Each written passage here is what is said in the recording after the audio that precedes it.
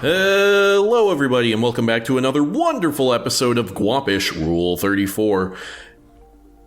Dude, I totally fucking just blanked on how the intro goes. I thought you cut out. I did too. I just had a massive brain fart. But as always, I'm your host, Tanner, and today I am joined yet again by my mid laner, Nico. I mean, we're leaving all of that in, right? Like, that has to make it into the episode. I think it does have to. That was a bit embarrassing. We've all fumbled on the intro before. It's your turn now. Yeah, it was finally my time. And lastly, joining us are fucking... What's a position I haven't done before? Whatever, Jackson's here too. What's up? I think I'm like... pushing like a 6 out of 10 on the gay scale. Interesting. When like, what out of 10 is sex? What out 10 out of 10 is sex? So you have to reach 10 in order to be willing to have sex with a guy? This scale isn't me saying like 0 is straight and 10 is gay. This is like... Okay. I thought you were like bi leaning towards gay. No, this is like my percentage towards being at that point. Okay. Interesting. Anyway, that's right, guys. We are following up our much acclaimed League waifu video with our now League Husbando tier list, where we're going to be ranking all of the men in League of Legends. Got us all set up here. Our tiers from bottom to top are F-Slur, Alright, Handsome, I'd Top, Marriage Material, and I'd Bottom. What does F-Slur mean in this like, you're just calling them that? Faggot. Yeah. Okay. I don't know if I like these tiers personally. Yeah. How would you want to change them? Yeah, I think F-Slur as a tier is just very strange. Okay, fine. I'd probably just go like whatever. Whatever. I think it's I'd Bottom and I'd Top is funny too, because like there could be like 2 10 out of 10s, but like you'd want to do different things for either of them, and I don't think that either is potentially better or worse. This might be Tanner's bias kicking in here. Yeah, potentially. I'll stick with though because I think it's funny. I agree they're funny. That's why I would have fought to keep them. First off, we're doing Aatrox. He's a big demon man with a big demon sword. Interesting.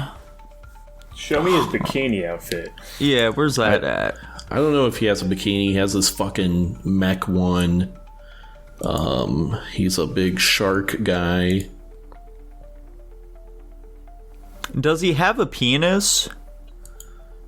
Presumably. Okay. He's like a mortal man being possessed by a evil sword. I think we can make something work. What the fuck is that Magic the Gathering-esque skin he has? Yeah, Prestige Blood Moon, yeah. Huh. You know, it's a thing. Yeah, it kind of does something for me. Let's go back to the tiers again here real quick. Oh, yeah. I think I'll say he's handsome. I think I'd agree with you there. I'd agree too. Fantastic. Off to a great start. Next up, we're doing Akshan. Aladdin looking motherfucker. Yes, he is in Aladdin. He has a grappling hook. He is a Prince of Persia. I was about to say, yeah, he's very Prince of Persia coded. Yeah. He's kind of got it going on, not gonna lie. He's definitely meant to be like generic, good-looking adventurer guy. I'm definitely thinking I'd Top. Is he husband material? I think I actually am gonna say husband material or marriage material, as I phrased it. I think I'll go that too. Okay. Dude, I'm gonna be a hater. I'm gonna say alright personally. Damn. Jackson does not like the Arabs. No, it's just like an expression, man. I don't know. The overt like cockiness kind of takes me out of it a bit. Are you more into like the submissive femboy looking dudes? Oh, 100%. That's why I'm a 6 out of 10. Gotcha. Alright, we've got Alistar now. He is a Minotaur. It's a bit too much animal for me personally. I think I've seen a dozen of one of these before. Dude, same. I think I know the exact one you're talking about. We're almost certainly talking about the fucking same one. What are these skins are? What is He's one of the original 40, so most of this, let's see, this is the more newer skin art, but the rest of these are very Some of old. these old are fucking hilarious, man. Like, what the fucking cowboy one is? Go back to the cowboy one real quick. That one is fucking hilarious. The fucking matador one. Right. This one is fucking hilarious, man. Oh my god. This shit looks like it would come out fucking Courage the Cowardly Dog or something. Yeah, he's gonna fucking show up on like the outskirts of the desert of their house. Yeah. That's pretty good. I'm not feeling him personally. Yeah, he's a little too anthro for me as well. Yeah, too much beast, not enough beauty here. Okay. I'm going whatever. Yeah, I think I'm going whatever too. I feel like there's gonna be a lot of anthro characters, I imagine. Yeah. There's going to be a decent number of them, yeah. We got a Moo. This is a mummy child. Yeah, I'm gonna say whatever. Yeah. A sad one at that. Not getting much out of this personally. He also has a bunch of old ass art. Oh my god. Yeah, he's really just not doing anything for me personally. They do a great job of just making him look so depressed. Yeah, that's his. I think, what is it? He has a curse that makes it so that it's a weird curse because, like, the deal with it is that, like, he just cannot make a friend. Huh. Yeah. Interesting. Why? Like he meets some new person and then like the curse makes him say the N-word or something. I don't know the specifics. I just know, like, oh, he's cursed to never make a friend. He begins using hate speech that's specifically targeted towards them. Yeah, he's like Tourette's. That's funny. Next up, fuck, did I not add this guy? God damn it, I knew I missed fool. one. Dumbass. Okay, we're gonna rate him anyway. Aphelios. He is a man with many guns. He is very moon-themed. I don't see a single gun currently. He's got some weird fucking crystal sight thing. Don't say it's a gun. It's a gun. How is that a gun? See, I don't know what to tell you, man. Where It's does a the bullet gun. go from? Does it shoot bullets? It kind of shoots itself. Whatever the fuck that means. What else do we got here? Okay, so he seems like pretty classic E-boy for the most part. He's got like does the fucking chick come with him? Yeah, she's like the moon goddess who is guiding him or some shit. I don't know. Well, that changes things. It's always A threesome, you say. Yeah. Where are we thinking? I'm thinking marriage. Aphelios? No, I'll say I top. I'd say marriage appeal. I think honestly, I'm not really into the e-boy aesthetic, so I'd probably say all right. We're all different types of gay. Yeah. Yeah. So he'll be right there next to Akshan, everyone. Just There we go. We're close your imagining eyes and imagine that for the rest of the podcast. Aurelian Soul. Whatever. Just It's a a dragon. fucking dragon. How big is it in game? In game, he's, small enough to walk around and shit. What's up with that, man? I want him to like take up the entire fucking map. I want it to be like his hand walking around like like when you're like a little kid, you made her like a little stick man walk around. Man, that'd be so fun. Why hasn't any MOBA done something like that yet? Because they're lame and they don't like whimsy. Right? Yeah. And like his abilities could just be like dropping fucking like solar flares from like the sky, Yeah. Dude, I'm cooking right now. I gotta send an email to Riot or something. Oh, they could just make it like Master Hand or something where he just do like finger guns and shoot lasers from it. There's fighter jets in the fucking... That's what I'm saying. These are just like normal ass fighter jets here. I clearly don't understand how Runeterra works. That's what I was saying last time. Like, they have the fucking singer chick or whatever. It's like, this doesn't seem to really mesh with the rest of the aesthetic of the game at all. Yeah, what season of Arcane do I need to be on where they get fighter jet hex tech? Right. Yeah, he's a big drag. I don't know how I'd make that work. I'm gonna say whatever. Yeah, whatever for me too.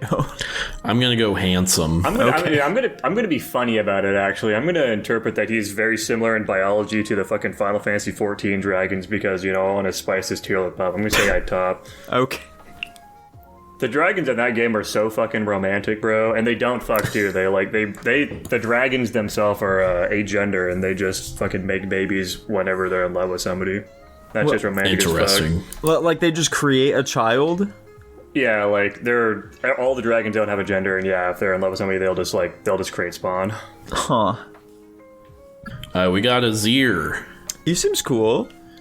I'm unclear on if he actually is a bird humanoid or if his mask is just shaped like that. I mean, look at his legs. There's no way that you could really... That's true. Thunder thighs, god damn. He seems okay. Oh, there we go. It's pretty fucking badass. Okay, yeah, that's a good look at the bird head. There we go. Yeah, he's very clearly a bird dude. Yeah. Attorney. Dude, that reminds me of the scene in fucking The Boys where everyone's heads explode. Dude. Because it's in a courtroom. Yeah. Okay. Spoilers for a show I'm never going to finish. Spoilers. It's going to be so hard. I feel like we're going to get so many fucking anthros because, like, when they're making female characters, obviously, sex sells, and they're going to go out of their way to make them look like hot, and that's a big part of their, design process. But with, like, guys, they just kind of want to make them look cool, and there's a lot more variety they can do with their design. We're going to get a lot of fucking, like, anthro things. I wouldn't fuck a bird guy. I'm going to say whatever, personally. I'm going to go handsome. I think he looks very cool. I'll go all right. The male variability hypothesis wins again. Yeah. It's just how it is, dude. Because guys want to see something they want to look like. Like, I think it'd be cool to be some cool fucking bird guy. Do you think it'd be cool to be this fucking freak? I like his little characters that he has floating around him. Yeah. Those his feet. He's like floating and he's got like drill feet. Yeah, these are his feet. He just has 2 peg legs. Yeah. Nico, if you had to guess what these guys are called, what would you say? Beldums. No, they're called meeps. Oh. The little fucking things from Princess Mononoke. Yeah. Yeah. They're like that little creature from Phineas and Ferb. Oh, there we go. That one's fun. These are pretty silly. I like that one a lot. Like, he seems cool. Like, he'd be a fun guy to hang out with, but I'm not interested in, like, starting anything romantic with him at all. Yeah. Fortunately, I'm not into fatties.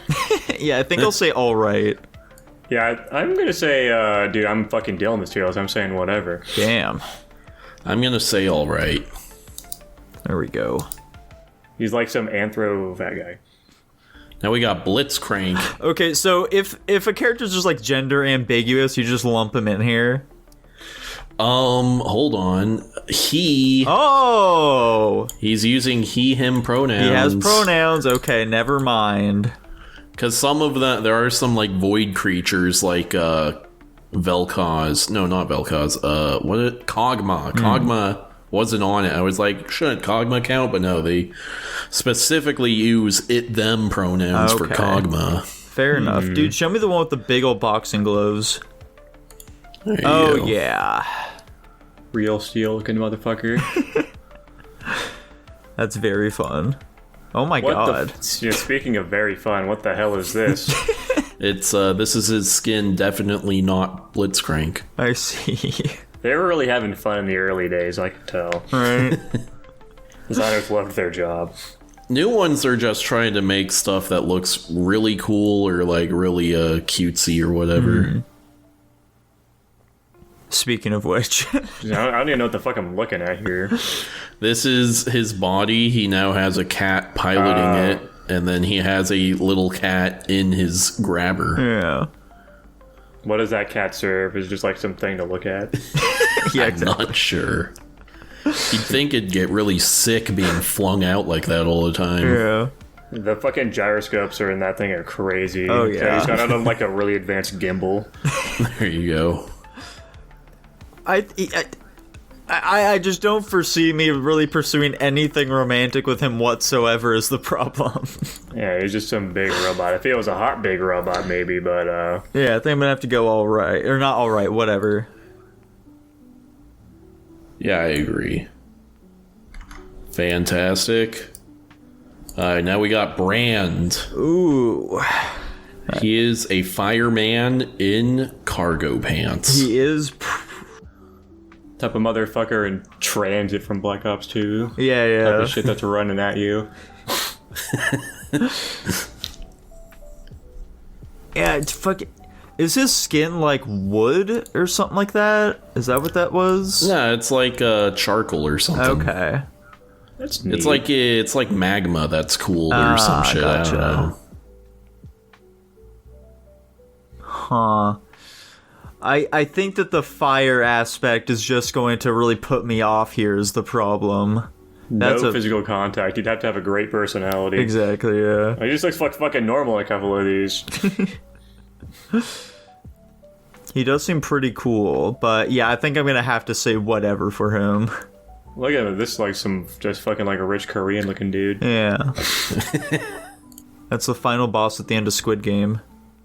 True. This looks like a fucking Hunger Games outfit. Oh yeah, I True. can see it.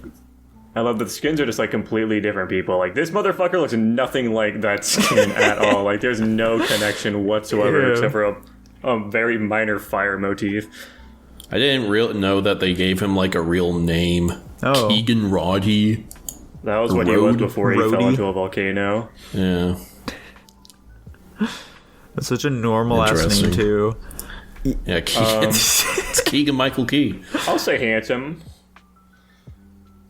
I'll give him an all right. Okay. I think my online moniker being Lava Skid has to at least give him handsome. There we go. This is just what I see myself as. Yeah, and I said whatever. Okay.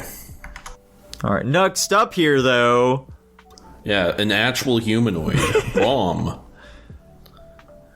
He just seems like such a swell guy. I think he'd have to be marriage material. Bro is fucking jacked to the tits. Right? Oh, yeah. He's handsome, he's big, he's strong, he seems like he'd have a great personality, he's great with little creatures. He robs banks. Yeah. Hell yeah. Dude, he's financially stable, if you will. Dude, I love this one. What the fuck is this? Like, what more could you ask for? Yeah, this shit is badass, dude. This fucking picture reminds me, there's like obviously there's a large gay community in the Final Fantasy. I'm gonna keep fucking making a connection to this, unfortunately. But there's this one dude that's really fucking good at the game. He does a lot of like ultimates and he helps new people clear them, which is like the hardest difficulty of content. Yeah. And he always has like a fucking it's a PNG tuber, as they say, and he just has like his character like in this kind of art style and of like basically this exact same outfit and like the bottom right of the screen, except he has like a big fucking hairy chest and shit. Yeah. That's fun. Really takes me back to that. I agree with what Nico said. I think Braum is easily marriage material. I'd agree, only because I definitely would not want to top that motherfucker. I don't know how that'd work, so I have to give him a rank higher. There you go. Our very first eye bottom. Here we go. Cho'Gath. Oh my god. He's scary. I don't like I him. think this would have to be whatever. He just eats things, right? That's his whole thing. Yeah, he's the Violator from Spawn. Hold on.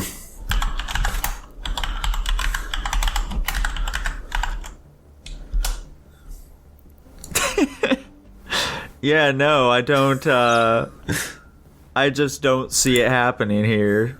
Jesus, those are just 1-to-1. Yeah, they ripped it off so fucking directly. Like the big mouth and shit.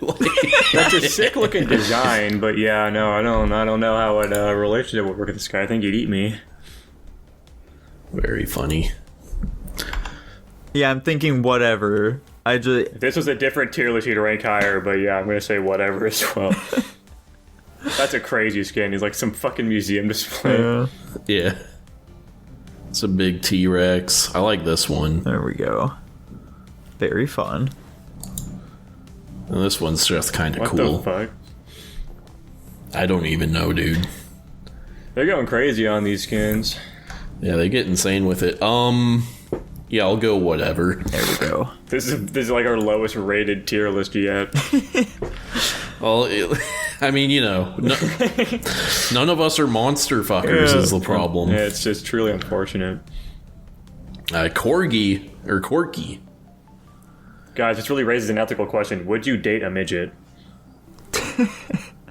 Probably not, to be honest. If he was like very strong and like had a built upper body, then I think I could see it.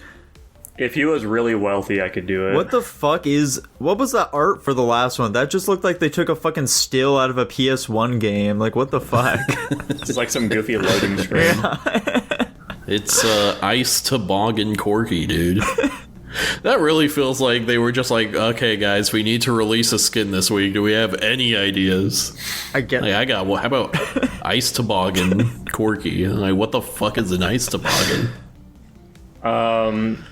Yeah, I'm not really feeling this guy, to be honest. This one's horrible. What the fuck This is one that? has his mustache is coming out of his nostrils. Yeah, what is... Oh my god. He's like riding a manatee. Do we have any... Are there any decent looking arts for this guy whatsoever? He might be too goofy to have decent ones. How about this one? He's riding a corgi. I guess so. That gives me a better look at him, at least. I'm really debating if I want to have whatever just be like, this is the anthro, I wouldn't touch him. Like, this is at least a human, kind of, maybe. Yeah. He's very short. I don't know if you could even say he's a human. Like, he doesn't have, like, midget proportions.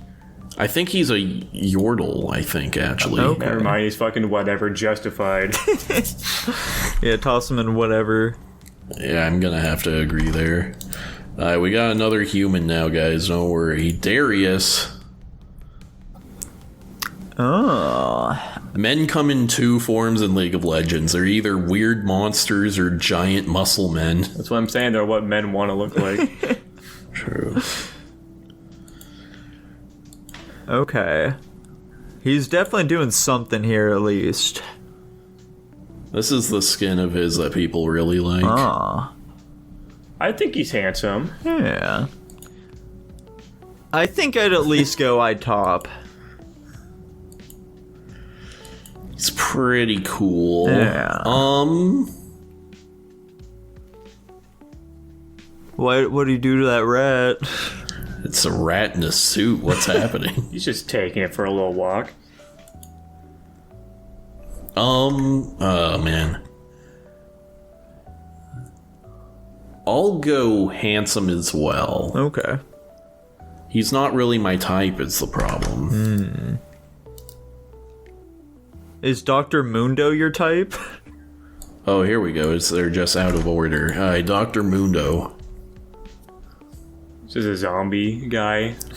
Yeah. Is like one of them doing taxes? What is that? Corporate Mundo? Oh, yeah. He's a money man. There we go. How exciting. I really like the shading on this picture. Uh-huh. It's pretty good. I like how his suit is like fucking ripping. It can't contain him. It's too well fitting. He also apparently can afford a secretary, which is He alarming. literally has a pin with a dollar sign on it. Bro is fucking rich. Bro was rolling in it. What do we got? Oh, here's Mundo. There we go. He's... Pool party. I could see me, like, hanging out with the guy, but, like, I couldn't pursue anything romantic because I just don't think his mental faculties are there, you know?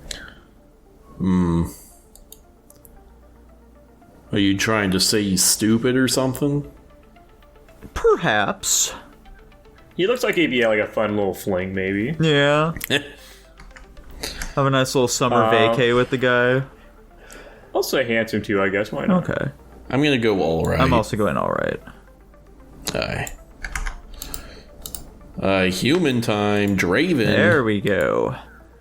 Draven. Not super into him, though. It's got a Fu Manchu. How old is he? I can't tell. He's like an adult man. Okay. Oh my god. What the fuck? He's got like a bobblehead. Yeah.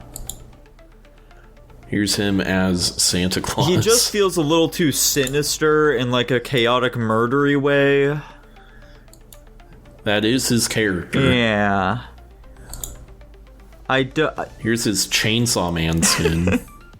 Fright Night. I think I'm just gonna put him in all right. I think I'd have to go all right too. Reminds me of the first dude, except he's not hot. Exactly, yeah. Yeah, I'm gonna agree with you guys. Echo. Okay. Is he a child? I don't know. He's like, he's 18. Okay. That's all I needed to hear. He seems cool. He's in Arcane. Yeah. He is. I enjoy him in Arcane. I wish they fleshed him out a bit more, but you know what? We can't all be winners.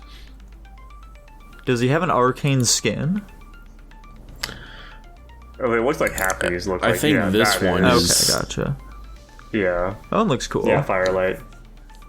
Yeah, he like rides around a big fucking like sword or something. Okay. Obligatory. Why do they give all black characters this haircut? In fairness, okay, I've heard that complaint. I think it looks cool though, alright? I don't mind them giving that haircut to every black character. That's because you're white, dude. Fair.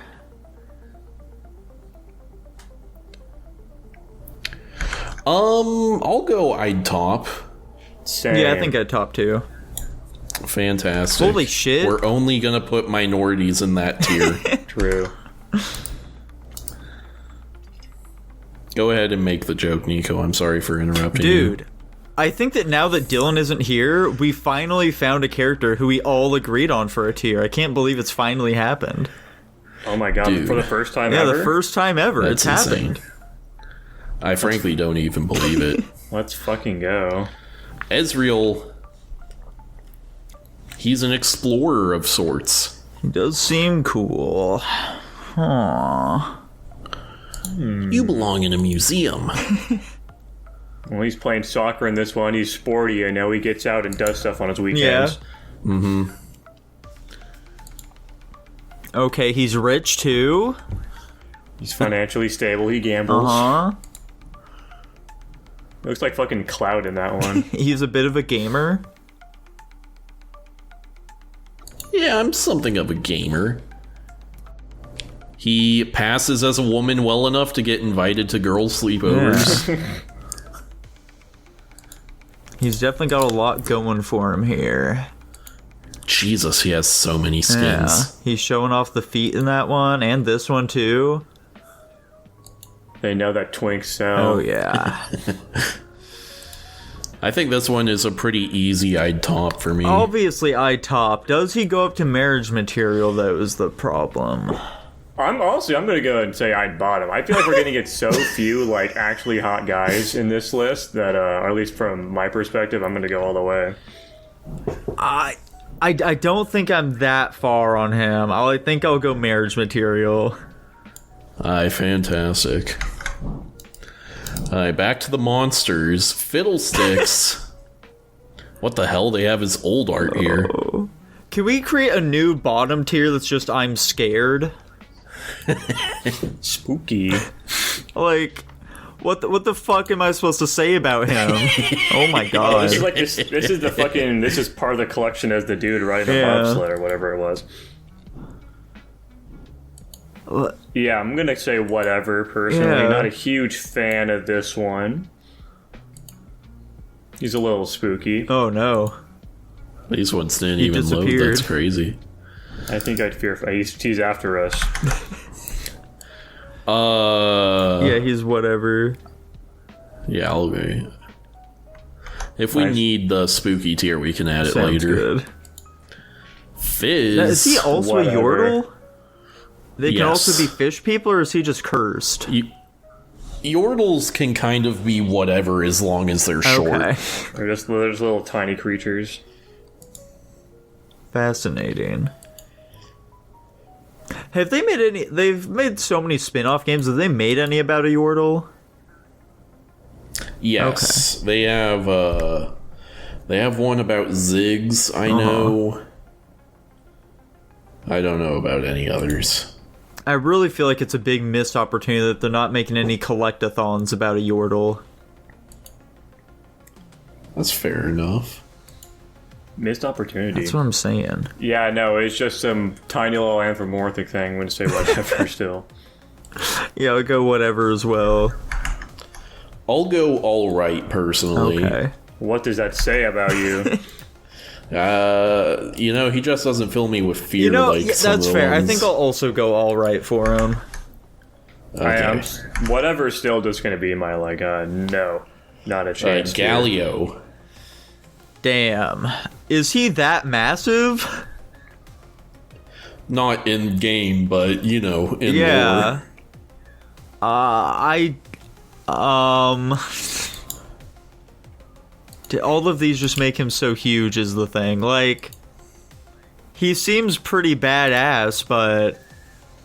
Here, this one makes him, like, Yeah, that's smaller. true. Unless these are also giant yeah, people, I they guess. seem robotic or something, so I can see They it. kind of, yeah. Yeah, they're just his people. There we go. I just... He's too much for me is the problem here. I'm not a vor guy is the problem, so like... I'll say he's handsome. Okay. Personally, I'd say I'd top. For some reason, that does something for me. I don't know why. I'm gonna say I'd bottom even. Okay. I want to ride around in his shoulder. I'd feel very protected. True. You'd always feel safe fun. around him. Gangplank does not match the art style of any other character in this game. How do you mean? Just the art style for this. Like, if you go back to the character screen, he's so different from everyone else. Just like... I can kind of see what you mean. He's a lot more detailed than most of these other guys. Mm-hmm. He did have, like, a big event, like, wholly centered around him. Curious. Why him in particular? Like how sick he is. Okay. I think he's the most important character in lore, actually. I'm pretty sure I'm totally wrong on this, but he might have been one of the first, like, really big reworks of a character. Okay. Is he crushing eggs in this picture? What's in his hand? No, it's an orange. Okay. Even better. I'm gonna say all right. Yeah, I think I'm also gonna have to go all right for him. Bro's got some fucking feet on him in those. Got some stompers for sure. True. Does he have an orange in like all of his art? No, never mind. No. He's got the oranges next to him here though. Wait. Oh yeah. Maybe he just likes oranges. I think he does. He He's fighting off does. scurvy. Oranges is one of his abilities. Is it actually? Yeah, he eats an orange and it cures all status effects and gives him some health That's back. very funny. He's like a fucking Popeye guy. Yeah, I'm going all right for him. The one with the massive feet is hilarious. I think I'll agree with all right. Garen, Dude, this is the guy who yells Demacia. he does. I gotta see under this guy's suit because he, like, his head makes it seem like his body wouldn't be that big, and he's just wearing some massive set of armor. Yeah, it doesn't really make sense either. It's like he's in a fucking mech. What Oh the my fuck? God. What is that one? Okay. This gives a decent idea of what he looks like. All right. I got all the so many dudes have like the exact same fucking They body do, type. yeah. It's like, Fucking gay guys that like bears would go crazy for these characters. it's just, okay, which face do you like more on this character? Yeah, we've had like 3 dudes so far that have the exact same body type. What can you say, dude? This is peak male performance. I guess so. I'll go True. I top. I would agree. Garen's a good guy, you know, he's strong and loyal and whatever, so I'd go marriage material. Wait, do we have to look at? He's a whatever. He's like some little critter. He's like a little baby saber-tooth. He can also turn to a massive, fierce monster, though. Yeah, I'm wondering, does he have one where it has his transformed form? It looks like no. You only see what he looks like as a tiny little guy. I like that one a lot. I think it'd be cute to have him as a pet. Yeah, exactly. So, I'll go all right. I won't. I'm saying whatever. I'm gonna stick with whatever as well. Gragas. Yeah, as Jackson said earlier, I'm also just not into big guys. And he's also... Oh my god. This is a hilarious piece of art. Like, we need a skin of him in a fucking farmer's outfit. Pronto. What is this one? Why is that thing so fucking huge? Gragas Esquire. Because that's replacing his barrel that he carries around all the time. You know this guy's loaded because he has a fucking watch that's like the size of somebody's head in that other picture. Oh, yeah. Jesus. Yeah, I'm gonna say alright on this one. Not a huge fan of this guy. I have to go whatever. He's just not doing anything for me. These High Noon skins are always so fucking cool. Yeah. It's pretty badass. Yeah, I'll agree with whatever. Graves, what the... Hold on a second. He has his cigar in this photo, but not... They censored it, dude. They don't want smoking in their PG game. Yeah, he's like a mercenary type dude who has a big ol' shotgun. Damn. Did any characters have to get censored at some point because they're like a skeleton and they realized they wouldn't fly in China? I think... Actually, yes. I know exactly which one. Do you want me to show it to you now or bring it up later?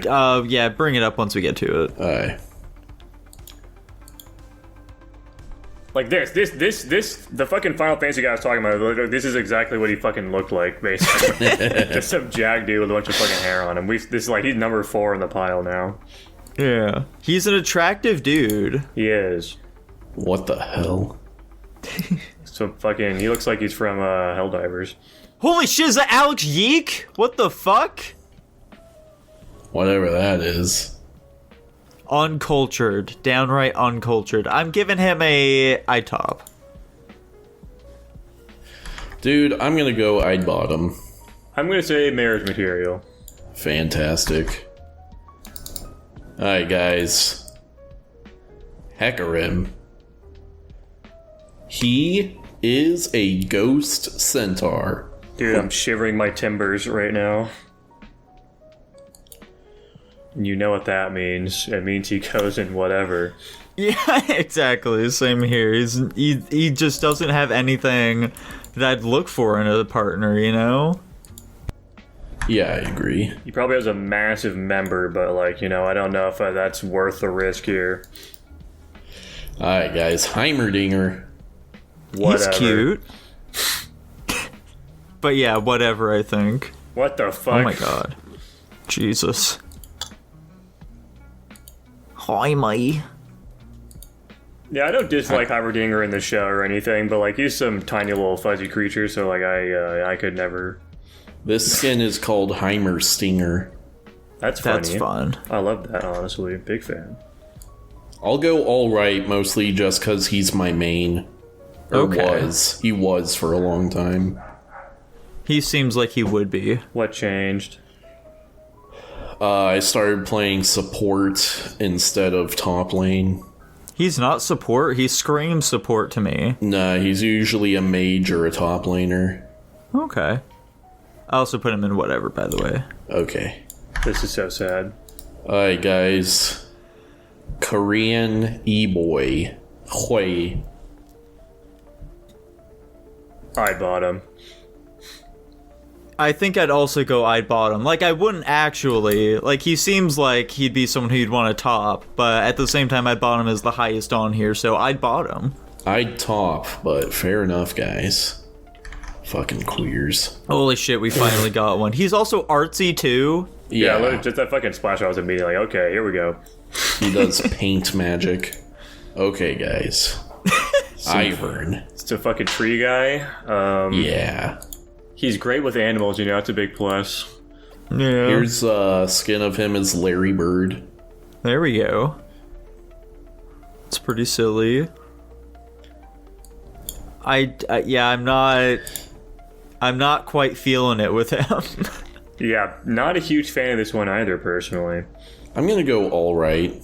I'm saying whatever, personally. I'll also say alright, I suppose. He's a bit more human-y than other ones. He seems nice, but also like he's some fucking tree guy. Yeah. Yeah. Jarvan the Fourth. We've seen like 5 of this guy already. Let me see him in his fucking swim trunk skin already. Yes, he does.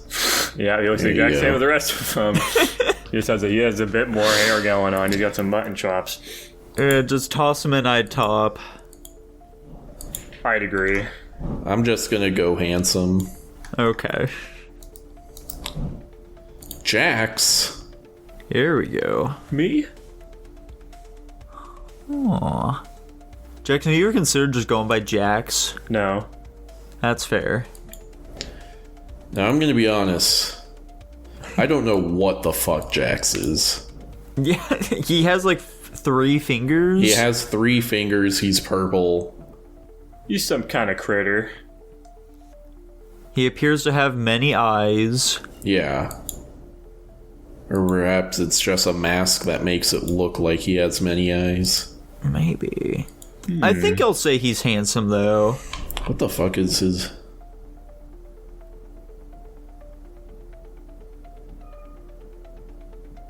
I'm not seeing any It hang doesn't on. really...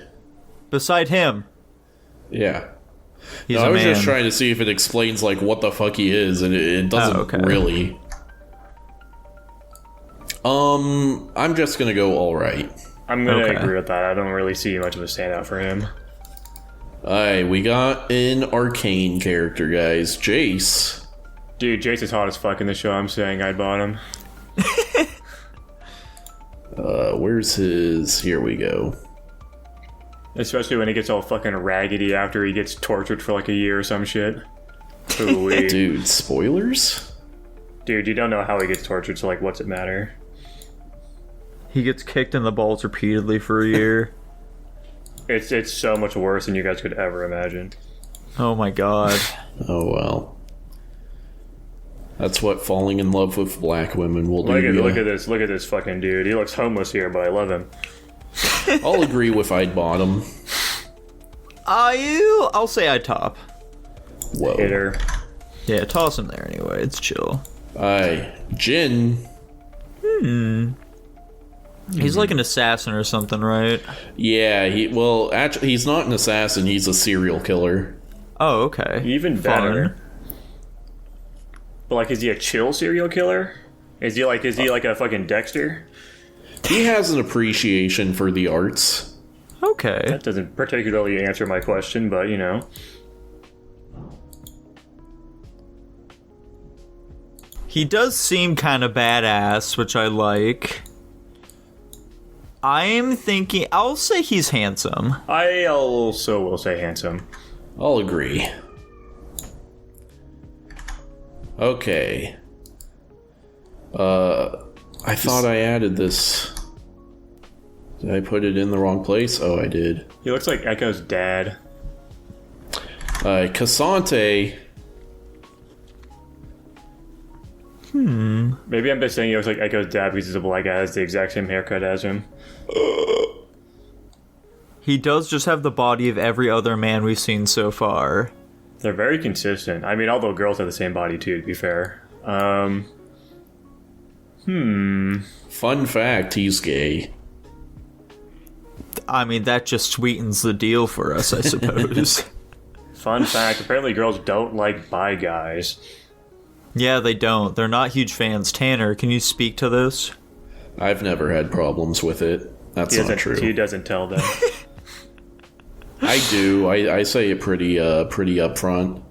I think it's only been a problem like once or twice. Okay. I think he's a good-looking dude. I'm thinking about marriage material. I'm just going I'd top, personally. Okay. I'm going all right, honestly. I don't like his look. What the fuck? Racist? Yeah. Jesus. This fucking guy, man. We're finally pulling the mask off. Where are I'll you say going, marriage Nico? material. Okay. I'll go for it. I think that would balance out to top. Okay. Yeah. Okay, so this is the guy that got censored by the Chinese. There we go. How Let's so? see. Oh, I understand how so. They don't immediately. have his old skin in here, but he used to be just like a skeleton man, and then they Yeah. turned him into more of a ghoul. Yeah, it is really funny. Fucking Counter-Strike does that too. There's like a bunch of skeleton-themed skins, and they're just totally different. They're like military helmet guys in China. Let me see. This is just... How to install custom skins? It's just some scanning. They don't have his... Maybe instead of old, I should have typed original.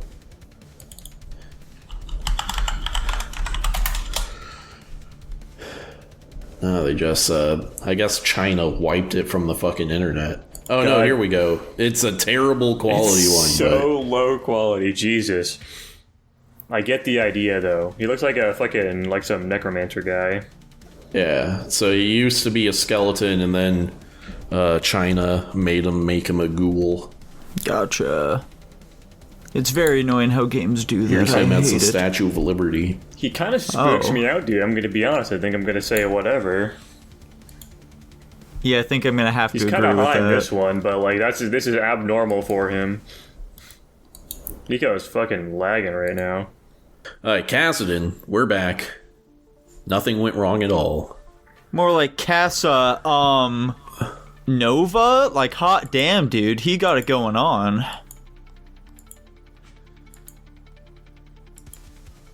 I'm not so sure he does really have much going on for me. He's like a weird monster thing, I think. Yeah. He's not bad looking, though. Can we go to his first... Yeah. What's right below handsome? Alright. Yeah, I'll go alright. I'll agree. I wasn't joking. My vote's being ignored. What the fuck, man? That's crazy. Sorry, what did you say? I said I'd bottom. Okay. Kane, here is another K-pop boy. Okay. Dude, like, for the last guy who I said I'd bottom, I wasn't totally serious about that. I just wanted to rank him the highest I could. For him, though, yeah, I'm thinking I'd bottom. I'm going I'd top. What's his OG skin look like again? Yeah, he's neat. I'll err on the side of high and say marriage material. Fantastic. Kennen, he is a tiny ninja fucker. Whatever. Yeah, I'm thinking whatever for him, too. That doctor picture is terrible.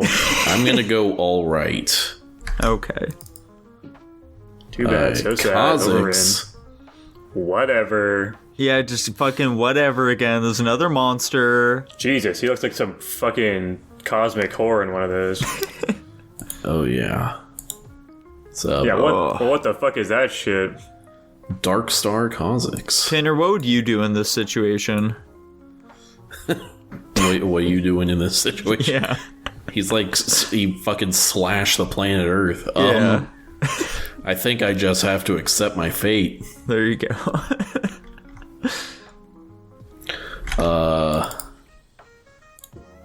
Kindred's a woman! I think it's having us do the wolf. Oh, okay. Huh. In that scenario, then... I think I'm just gonna have to go whatever. Yeah, same here. I'd agree. Kled. It's another whatever. We're in a rough spot right now, dude. I'll go all right just because he's vaguely humanoid. Okay.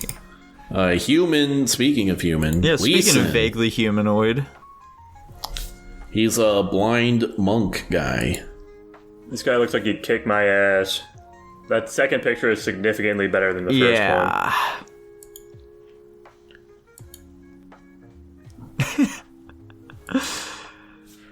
He's kind of got it going on. He does a little bit, yeah. This is, like, skins can kind of be all over the place generally. Like, not all of them are going to be better than the default, but yeah, for him, it's like every single one of these are better than his default. Yeah.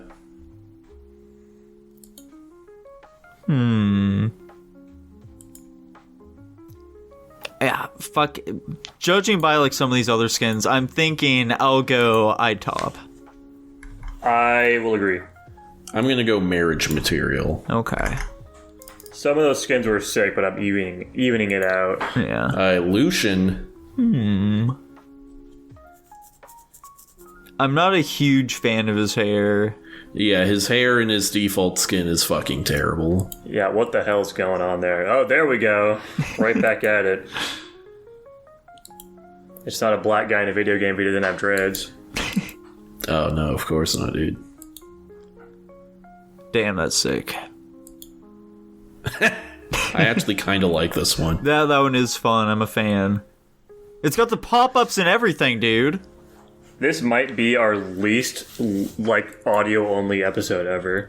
Yeah, very true. Which is almost exclusively reacting to things that nobody can see. Yeah. Here we're looking at a cool-looking guy with guns. Anyways, I'm going to say iTop.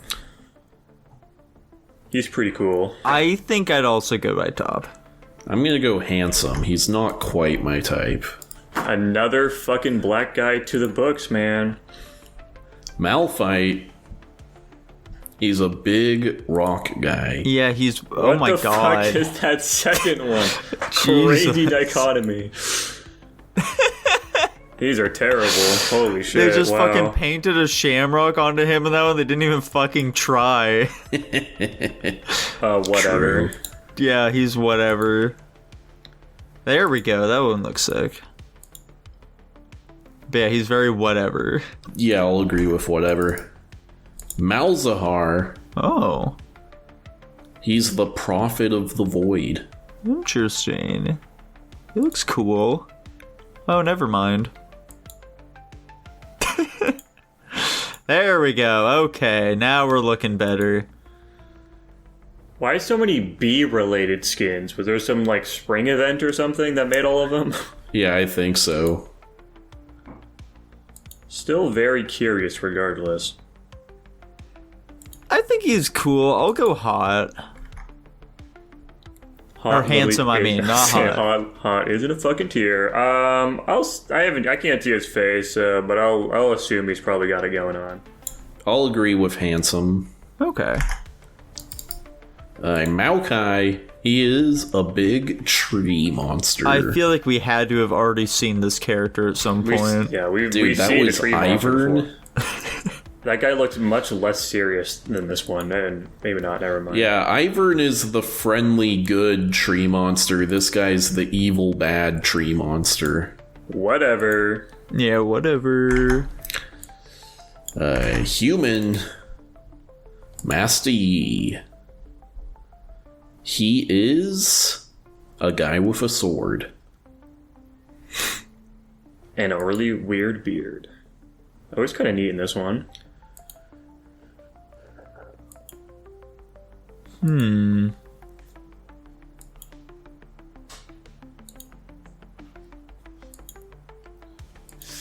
not quite feeling him.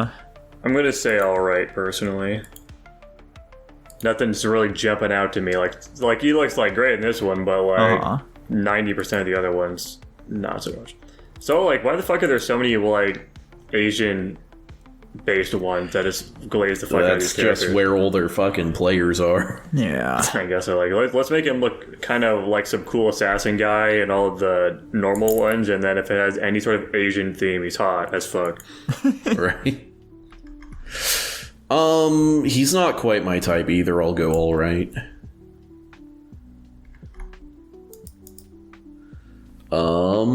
Okay, Melio. So this one's a child, right? Where did I slap?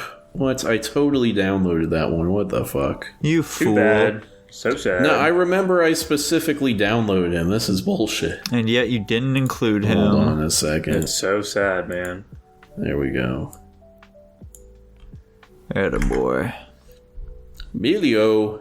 He is a child. Yeah, this is definitely a child. Whatever. Look how cute he looks. He's a child. I like his little frog boots. Those are cute. Yeah. Let's go whatever for him. If I was a pedophile, though, no. Alright, Mordekaiser. For some reason, these are like wildly out of order. I swear to God, Tanner, if you did not include Mordekaiser...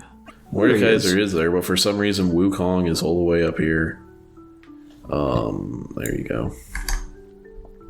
Mordekaiser, he is a big ghost-possessed suit of armor. Handsome.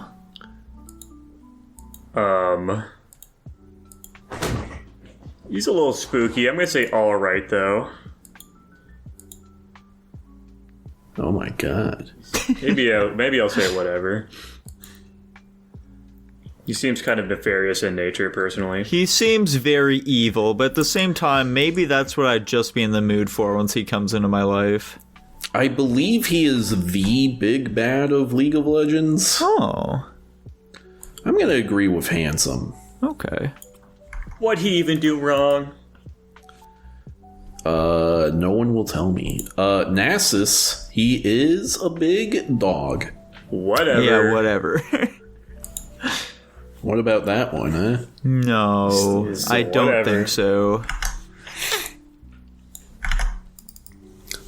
Nautilus. He is a big ghost-possessed suit of armor. Whatever. Yeah, things are really getting rough here in the bottom half, I gotta say. I'm gonna go all right. I'm also going whatever. Tanner, you're crazy for that one. Nocturne, he is a shadow demon. Oh my god. I'm not counting. Okay, what the fuck is that? Jesus. These are really from their era. I do like that. You can, like, fucking period piece them. Yeah. Oh my god. It's what am I supposed to say about him? There's The first one's kind of cool looking, but, like, yeah, I wouldn't bone him, unfortunately. Yeah. I say whatever. Fair enough. Nunu and Willump. It's a child and a big yeti. Yes. Whatever. They're cute, though. They're a cute little pair. Yeah, they're fun. Is he a yordle? No, I think he's just like a human child. Okay. Here's his Killdozer skin. There we go. Kind of sick. And then it goes right He's back to this. Made out of paper and shit. Oh fuck, that reminds me. What was that fucking show where it was like some little girl and like a big old monster with polka dots on him? Oh, like the dinosaur? No, it wasn't big a red dog, dinosaur. Clifford? Maybe it was a dinosaur. I don't know what the fuck he was. He was like some big orange thing with a red polka dots on him. Oh, orange. I Yeah. have no idea what the fuck I you're think talking maybe about they right were now. friends with a rabbit or some shit. What the Yeah, fuck I is don't know. wrong I'd with that? have to look into that later. Here we got Olaf. You know what? He's human. I'll give him all right. Broloff. Dude, look at he's so fucking chill like that. Yeah, he's not particularly my type, but we've had some stinkers recently, so I'm gonna give him handsome, I guess. I'm probably gonna go all right myself. Ornn. Whatever, immediately. He looks kind of sick, bro. Like, if I wanted to make some high quality shit at a blacksmith, I'd take it to him, but I would not go there to get my fucking shit rocked. I'll go all right for him. He seems pretty cool. And he at Fantastic. least seems like a character I could have a conversation with, you know? True. I'll Unlike agree these with fucking Alright. hell beasts we've been looking at.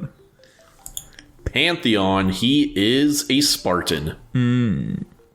Immediately +1 Spartans are fucking sick. Oh yeah. He has an insanely generic design, but he does seem pretty cool. Why is he not wearing red? What the fuck's up with that? I'm not believing the Spartan aesthetic here.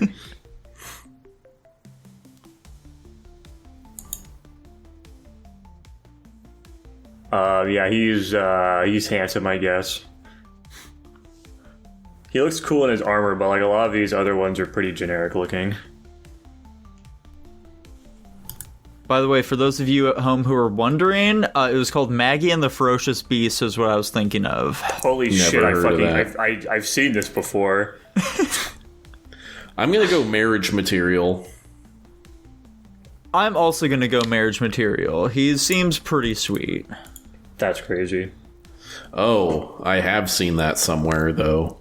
right? What the fuck is that shit? It's Maggie and the Ferocious Beast. I recognize it, but I'm not conjuring any actual memories of it, so I don't know. like I recognize that creature, but I don't know anything more than that. Yeah. Pike. He is a pirate who was cursed to come back to life and kill people or some shit. I think I'm gonna have to go whatever.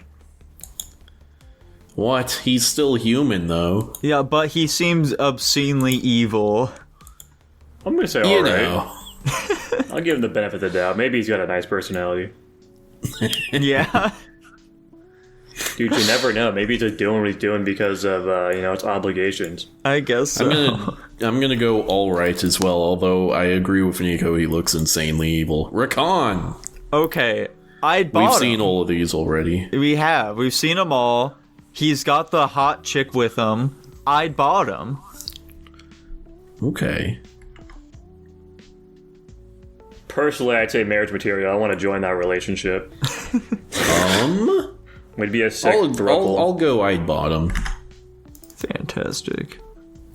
Ramus. He is an armadillo. Whatever. Oh my god. That's Armadillo. just Bowser. Yeah, it That is. is- It's called King Ramus, too.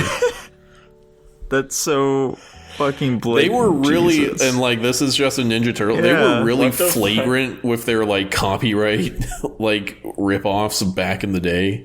And I love them for that. They should keep doing that. I like this one where he's a soccer ball. Oh, that's fun. I do like that. Do you think he likes getting kicked? Oh, yeah, I think he loves it. And look, he's a durian now. It's pretty fun. I mean, yeah, he's whatever though. Yeah, he's I'm not gonna have he's a sex with creature. him or anything. But would you have sex with Renexton? Whatever. No. What the fuck? I fear we'd be in the throes of love and he'd like fucking death throw me or something, whatever they do. Yeah, do a Gonna fucking do a death roll. Yeah. Like, imagine he's giving you head, then you just fucking twist it off. Oh my Oh god. my god, that's a horrible thought. Right? Why would you even say that? That's terrible. You have weird thoughts, Nico. I'm sorry, dude. You're viewing the inner machinations of my mind right now, the dark places it goes to. Rengar, he is the predator. He But does furry. do it for me more than these other animal things have. Why is that? I don't know. I feel like there's more humanity behind those eyes. Yeah. Like, he's evil, but he has a story to tell. I don't know what the fuck bro's on about. I'm saying whatever. Honestly, I kind of agree with Nico. I'm gonna go all Yeah, right. I'm going alright. That's crazy. Rumble, he is a Yordle. He has a mech. Whatever. Still not a fan of Yordles. Like, come on. He's ripe for a Ratchet and Clank style game. Riot, you fucking hack. Stop making card games and just make some 3D platformers already. They hate their Dude, customers. it'll please you to know the card game has collapsed and they are no longer supporting it. Thank God. I think, yeah, whatever. Fucking goddamn it. Oh, it resets where the images are, but it saves that stuff. That's good. Anyway. Rise, he's a wizard. Okay. Some He old doesn't guy. seem overtly evil, so that's a plus. His age is so inconsistent in every single one of these pictures. That's a fun one. I'm gonna say alright, I guess. I'm also thinking alright. I actually don't know if Rise is evil or not. He seems very angry in a lot of these pictures. He does, yeah. This one, he seems friendly. Yeah. He's a nefarious looking fella. I'll agree with all right. Speaking of nefarious, fuck! Hold on. Did you fucking forget No, set, dude? it keeps deleting them. Dude, how could you forget my very top who I would bottom for? Set, he is a gladiator. Dude, I'd bottom. Like, no questions asked. That first pic of him is fucking sick. The rest of them look kind of generic so far. They do, yeah. That was nice. It's a bit of a rough one to end on, but, like, That first one's sick. he's so fucking cool. I'm gonna just go ahead and say marriage material, personally. I'm gonna agree with I'd bottom. Shaco, he is a clown. It's Shaco? I thought it was Shaco. No. Okay. It's whatever your heart wants it to be. Yeah, he's like a vile, evil clown, murderer guy. I can't... I can't put him in anything other than whatever. Oh, hang on, let's see. Soul Fighter skin, though. Soul Fighter. Yeah. That's fun. Yeah, whatever. Yeah, whatever. I'll agree. Shen, he's a ninja. This has to be like one of the most generic characters we've ever seen on here. We've seen a lot of ninjas already as well. Here's his totally not inspired by anything else ninja skin. Yeah, Say how convenient. very fun. Yeah, I guess I'll say all right for him.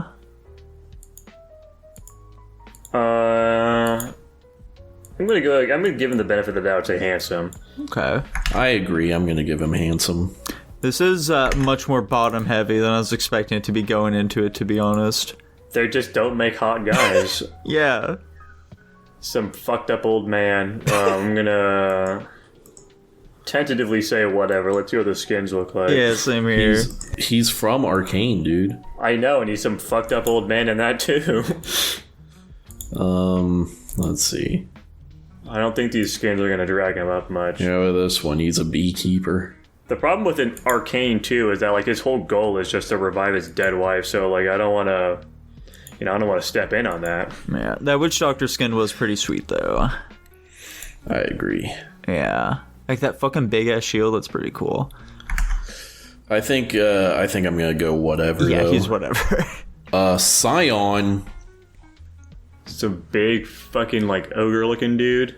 Yeah, he's like a juggernaut or whatever. Fun fact about Scion, his jaw is made out of the crown of Jarvan III. Oh, that's fun.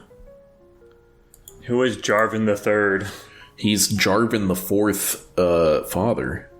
Holy shit. We ranked that guy earlier. If you couldn't fucking pay me to name 10 guys we've ranked. I mean, he's a big evil guy. Not a huge fan of this one personally. Gonna go. He's gonna have to be whatever for me. I agree. Dude, Scion's my main. I'm gonna say I'd bottom. Okay. It really just works out like that. That guy's your fucking man? Does it not have Skarner in here? He's one of my mains. That checks out, honestly. He does scream Why does it your not name. have Skarner? Is Skarner not... Oh, it doesn't use he, hims. Okay. I guess Skarner is non-binary. Yeah, we're not ranking the guy. I do need to add Smolder yet again. Also, it got rid of all the other ones every time I accidentally go back on this page. Oops. This is so sad. Smolder, whatever. It's some fucking, like, cat dragon looking thing. Yeah, would I fuck Spyro the Dragon? No, I wouldn't. Whatever. I'd top. Okay. We're learning something new about Tanner today. Swain. This looks just like the feet guy from Overwatch. He looks like fucking Lucius Malfoy. Oh, yeah. I can see it. Dude, speaking of which, as a complete non sequitur, I'm not a huge fan of the lady they replaced Brett Cooper with at the Daily Wire. I'd just like to get that out there. I don't know when else I would talk about it. Dude, I'm so sad for you. I don't know who that... Wait, no, is Brett Cooper just the chick that looks like Ben Shapiro? Yeah. Yeah. Dude, so sad. I think she was funny. This guy, I'd say I top. He's kind of sick. Interesting. I'll say he's handsome. I'll agree with handsome. You guys don't like that fucking dilf like I like that dilf. I guess not, dude. Not that kind of dilf, at least. Silas. This guy, on the other hand... He's doing something here.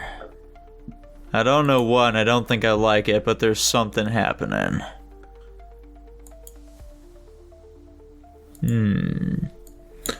He is a mage from a country where being a mage is illegal. Yeah. And so he is imprisoned. And now he has these chains that he has to use as weapons. How fun. I do like that. I am gonna go marriage material, I think. I'm gonna go handsome. Okay. I'm gonna agree with marriage material. I think he's kind of hot. Yeah, he's a hot dude. Fantastic. Speaking of my mains, There Tom you go. Kench. Some big catfish monster. Gonna go ahead and say whatever, personally. I don't think I'm gonna go that far because, again, Yeah. he seems like the kind of character who I could have a conversation with. I think he'd be really fun to be around. He's got one of them Louisiana accents. Yeah. All the world's a river, and I am its king. Dude, it kind of sucks. I'd like to go to New Orleans because it seems like they have really good food, but also New Orleans is a really dangerous city, so I don't want to go there. I was gonna say you also don't want to get shot. Exactly. Just go to the non-dangerous parts, dude. Those exist? Yeah, look Oh, for the yeah. gentrified areas. Okay. Talon. He's an assassin guy. That is a terrible skin. Jesus. We're back to an older one. Yeah. Yeah, Talon. I don't think Talon is original 40, but he's an older character to be sure. That looks cool. Huh. He does... I'll say... Can we see his... yeah, I'll say a top. I'd agree. I'll agree as well. Yay. Is that the first time? No.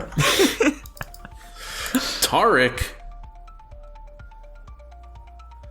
You fucking said that so loudly it didn't pick up in Discord, Nico. Or maybe your Discord's fucking up again, I don't know. This guy's got a crazy square jawline. He just looks like fucking Fabio. He looks like Oh, some yeah. fucking, like, Disney romance interest. It's working on me, though. I'm gonna say I... Do... Do I say marriage material? Dude, I'm gonna say I'd bottom. Okay. I'm gonna just say I top, personally. I'll go marriage material. He seems like he'd be in a Fantastic. sick rock band. Yeah. Teemo. Whatever. Huh. Yeah, he's, that's gonna have to be a whatever from me, dog. This one's called BMO. Terrible. I love that. The dichotomy of man. Yeah. Thresh. He is a Grim Reaper. Whatever. Okay. I've been very against these monstery looking guys and the overtly evil ones combined, but he does look really cool. Why is he hot in some of these? What's up with that? Why is he not? This is when he was still human, and except this. Yeah, what the fuck is happening there? Oh, that's fine. Janitor Thresh. That's. Dude, look, there's the big guy. Yeah. You can even see a secretary at the back there, too, that we saw earlier. Yeah. Dude, I'm gonna balance him out to alright, I guess, because he does look hot in some of his human skins. I'll say handsome. I'm even gonna agree with handsome, weirdly enough. You guys are manic. Trundle. He is a troll. Yeah, he's just a big troll. He's very scary looking. I'm not a fan. I'm gonna say whatever. I don't like trolls. They spook me out. You know, I think feminists might be onto something here. We are seeing just a whole lot of horrific monsters for these men, whereas all the women were very hot. This is the thing, though, right? This is the male versus female gaze. Maybe if a bunch of chicks did this tier list, it would be much more, like, normally biased. Potentially, yeah. They'd probably be like, oh yeah, I want some troll dick for sure. It's like, holy shit, like, guys, hear me out, hear me out. Like, I don't even think that's a bit, too. I legitimately think they'd be much more positive than sure. we are on a lot of I these. completely agree. Girls love fucking monsters, dude. Girls are big monster fuckers. Like, the ugly bastard tag exists for them. Oh, yeah. I'm gonna say whatever. Okay. Trindamere, he is a berserker. That's a terrible name. Trindamere? Yeah. You should call him, like, Berserkier or something. Yeah. Okay, he's rich. He's rich, probably. So what's looking I like believe here? he is king of the Freljord. That's a positive, dude. I'd be a house husband. I think I'm gonna say handsome. He is like bridging on I'd top. I'm gonna say I top because I think him being a king pushes it over there. I'm a gold digger, that's after all. I'm even gonna go marriage material. Twisted Fate, he is Gambit from X-Men. Not a great default skin here. For me, personally. That's even worse. Holy shit, is this Misfortune but as a man? Oh yeah. What? I assume you meant LeBlanc. No, Misfortune. No.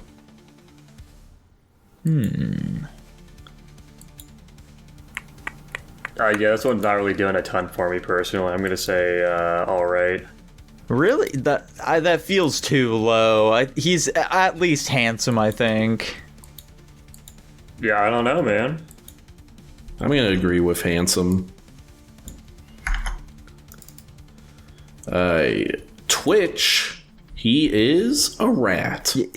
He's whatever's what he is. He's Rich Hang on, he's rich. Jackson. I don't care, you're still a fucking rat.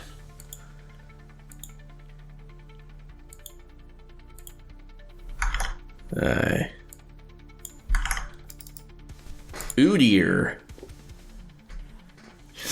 Okay, so they got Jason Momoa in the game. Yeah. This guy, he kind of just looks like Thor from the new That's God of Wars. exactly what I was gonna say. Yeah, it looks like fucking Thor. He's like a martial arts guy. Yeah, Not a that huge looks fan sick. of this body type person. I'll just say handsome. I'm not a huge fan of it either, but like he is kind of doing something. I'll I'll say go handsome. Urgot.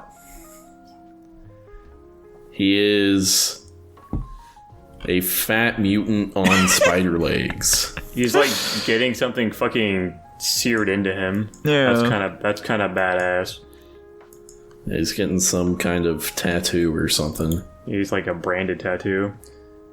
Where is he? Is he the big fucking? Yeah, this is giant enemy crab got. Okay. I'm gonna say whatever. Yeah, also whatever for me.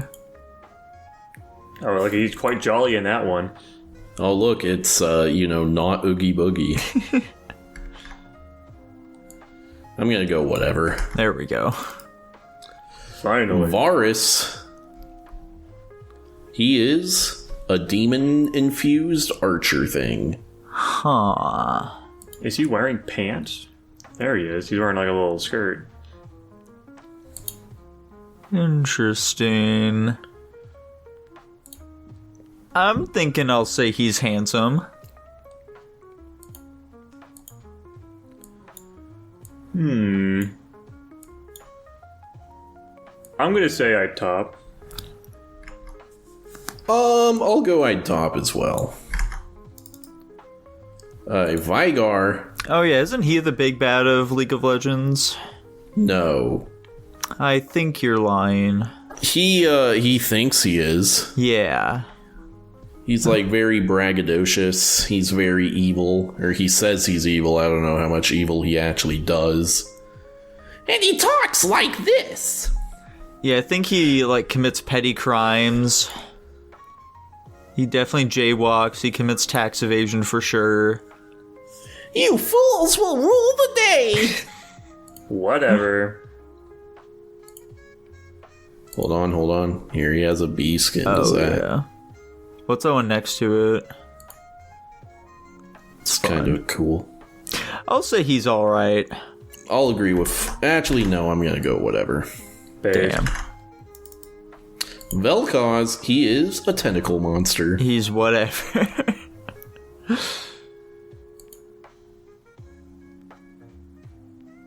Like, you're telling me something like this is more evil than Vel'Koz, or not Vel'Koz? Who did we just look at? Vigar? Vigar? Yeah. Yeah. Like, come on, dude. Because. I'll agree with whatever. Yeah. Alright, we have Viego. Oh, fuck. Jesus, man.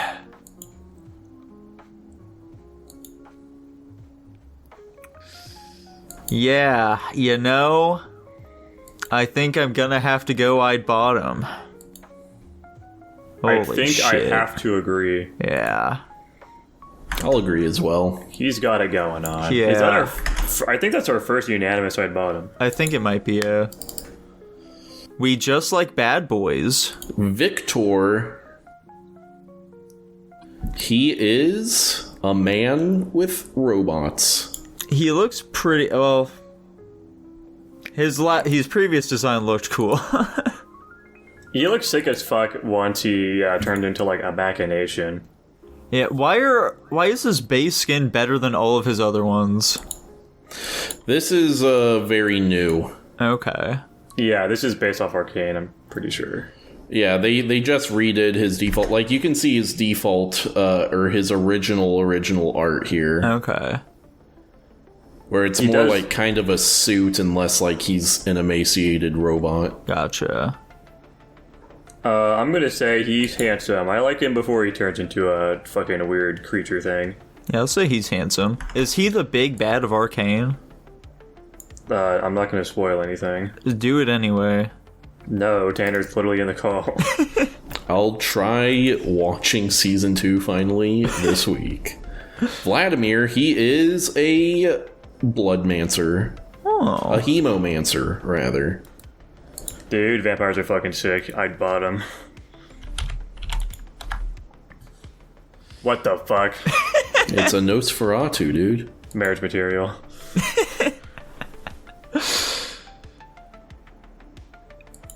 Go back to his original skin real quick. Yeah. He's kind of fucking hot. I mean, I'm gonna stick with marriage material. That fucking that Nosferatu one's kind of weirding me out, personally. I'll say I'd top. I'll say I'd top as well. Volley Bear. I'm, you know, not a huge furry guy personally. Whatever. But at the same time... Hey now.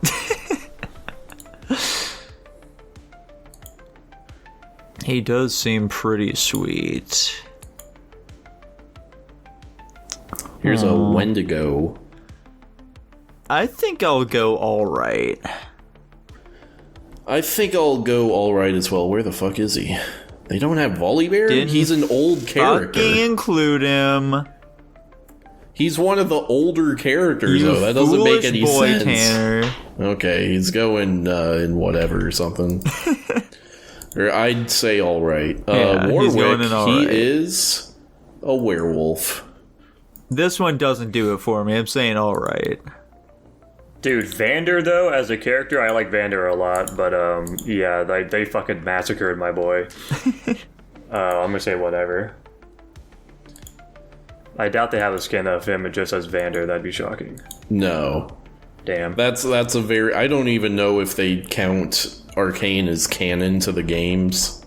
The That's idea bullshit. that Warwick is a guy named Vander and he's related to those other people is very, very new. I love Vander. He's so cool. Wukong, he is... A monkey guy. Wukong. Yeah, he is a monkey, ain't he? Oh, yeah. I'm gonna say alright. I'll also go alright. I don't want to get assassinated by a Chinese spy tonight. I can agree. Xerath, he is... It's like a concept. What am I looking at here? Yeah, he's like an energy thing trapped in stones. I'm gonna say whatever. I like the concept, but like, oh, hey, hold on here. Hang on a second. That's the only one that makes him like human. He's some energy thing that fucking got inside a twink. Base? Okay, so for ranking that skin there... Yeah, if we're ranking that skin there, I'd probably go, I don't know, I bought him or something. But as an energy being, I'm just going to say whatever. Yeah, he'd be whatever. Yeah. They should rebrand him. Jin Zhao. He is a Chinese. He's some polearm guy. He likes his lance. Oh, yeah. Yeah, this is just Erlong Shen. I'm gonna say he's handsome. He's kind of generic for me. Yeah, let's go handsome too. I'd probably... Yeah, actually, yeah, I'll go handsome. Yasuo, he is a guy with a sword. Dude, how the fuck does he get his hair like that? Right? It's impossible to say. I'm thinking I'd top. Dude, he's giving us the fuck me eyes. He wants it. I'd agree with that top. I'm just gonna go handsome. Yone.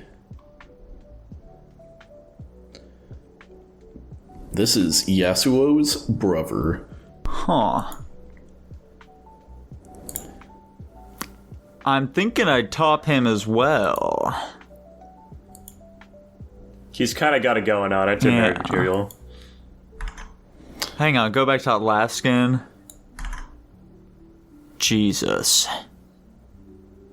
That's a Sephiroth. I think I'll go marriage material too. I'd probably say I'd top, so marriage material it goes. Yorick.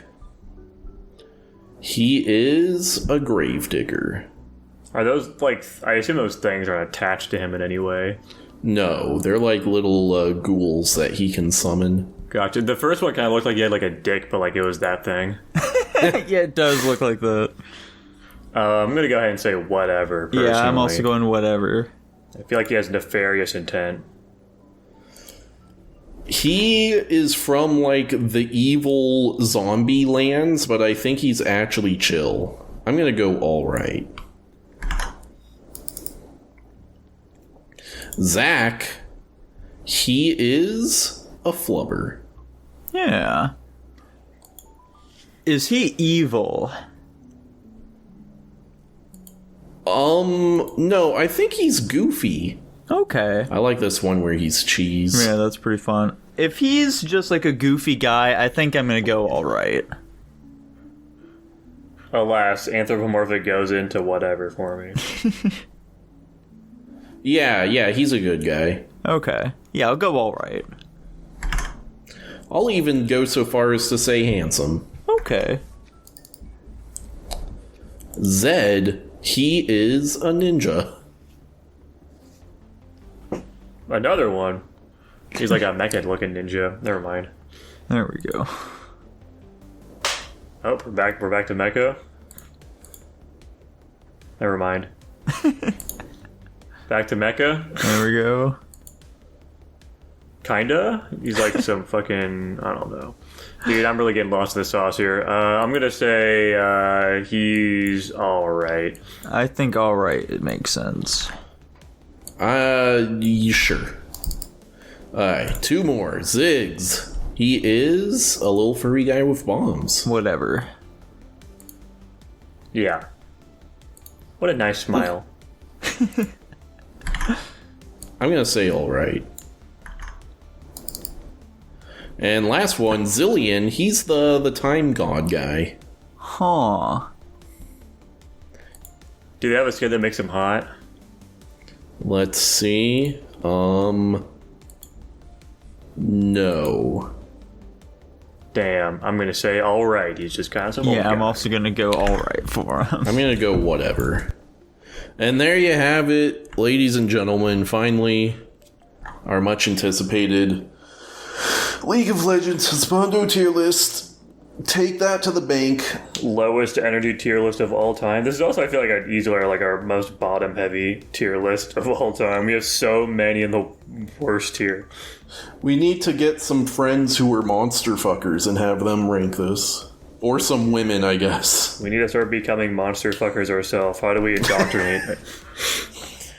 Yeah, purposely give ourselves a fetish. Yeah. I like Monster Musume as much as the next guy, but they don't go this far. Speaking of monster fuckers. I can't wait to make some sweet, sweet love to some monsters over on Guapish at the movies. Guapish at the movies. It's crazy that I cannot conjure up the fucking How to Train Your Dragon theme song in my head Yeah, right now. me either. What is it? I don't think that's... That's the I was trying to sing the little song they play when they take Kaguya. Oh, gotcha. Oh, okay.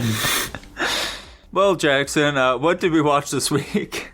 Yeah, the Patreon request this week, as requested by Lava Skin, was the 2010 film Frozen, not to be confused with the 2013 film by the same name. This, of course, is a Patreon pick, and if you also want to get your pick requested and watched by us, you can go to guapish.com/Patreon for $1 a month. You can get your movie in the queue, and we're going to review it at some point in time, just like our lucky patron Lava Skin. Which one of you kind folks wants to talk about this movie, I guess?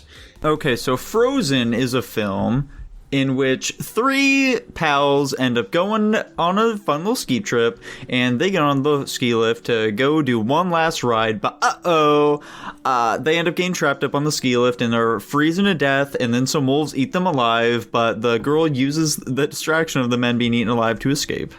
It's crazy that the wolves got 2 out of 3 of them. Right? Yeah. Fun fact, this movie was shot entirely practically. There was no sound stages, no green screens, no CGI, none of that. Oh. They actually just had them suffering. That was real frostbite. Yeah. Oh, yeah. So, I guess my overarching thought on this movie is, I actually think this could have been good. Like, this is a concept that could have been done well. I agree. Like, it's a terrifying idea. If our characters weren't retarded. Honestly, they're absolutely have, like, from, like, a horror movie standpoint, these guys are kind of a cut above the rest, I would say, in some things. Like, a lot of the ideas I had in my head they were kind of doing, but they're also just fumbling on the absolute basics. Like, they should have been, like, huddling up for warmth. They were, like, on the opposite edges. They should have been, like, fucking getting their legs up closer to their body so it was more central instead of just letting them hang free and fucking freeze. They're doing so much dumb shit, but they're also being, like, smart in some ways, too. Like, I think trying to make the drop, honestly, isn't a terrible idea. I mean, what the fuck else are you gonna do? Freeze to death up there? Yeah, if he just didn't fucking, like, land straight on his legs. Yeah, but, like, Yeah. it's like they have good ideas, but they just execute them like absolute retards, and it's a very interesting dichotomy there. Right. But I agree with you guys. This movie, as a concept, is interesting, but they just execute it very poorly, unfortunately. Like, this movie, like, first half an hour is a total waste of time, as most horror movies are, and then there's, like, the midpoint is just really fucking boring as well, between the second guy going into action after the first guy dies, and the ending is pretty anticlimactic too. Like she gets fucking ass pulled and just gets rescued. It doesn't feel satisfying at all. Yeah, definitely not at all. Yeah, and the thing is, like, it'd be so simple to just ride around them being retarded. Like, the guy landing on his legs, you can have him attempt to land in a safe way that still, like, incapacitates him. They should have tried to make him land on his head. Face first. I mean, in fairness, like, if you're falling, there's not a lot of, like, time to really think about how to posture yourself, potentially. I mean, also, you could have thought about it prior to jumping, but, exactly. Yeah. Very heat of the moment. Like, when you're, like, in the air, I'm sure it's pretty hard to react. I'm sure your entire body tenses up with fear. Oh, for sure. But also, you know, it's easy, you know, to fucking criticize him when you're not in that situation. But yeah, Sure. it could have definitely been executed better. But then, like, with the other guy who, like, climbs across the cable, like, I'm like, this guy's doing this a stupid way. Pull your legs up so that you can, like, sloth shimmy your way down instead of having to rely on your arm strength. Yeah, or just Alas. pull yourself all the way up onto the cable and walk across it. That's... I don't know. Did anybody fact check on whether or not the cables are actually, like, razor sharp like that? I kind of find it hard to believe that the amount of friction just from, like, grabbing onto him is enough to cut through his fucking hands to the bone, basically. I've been around cables before, and I can believe that. Okay. Alas, I like his idea.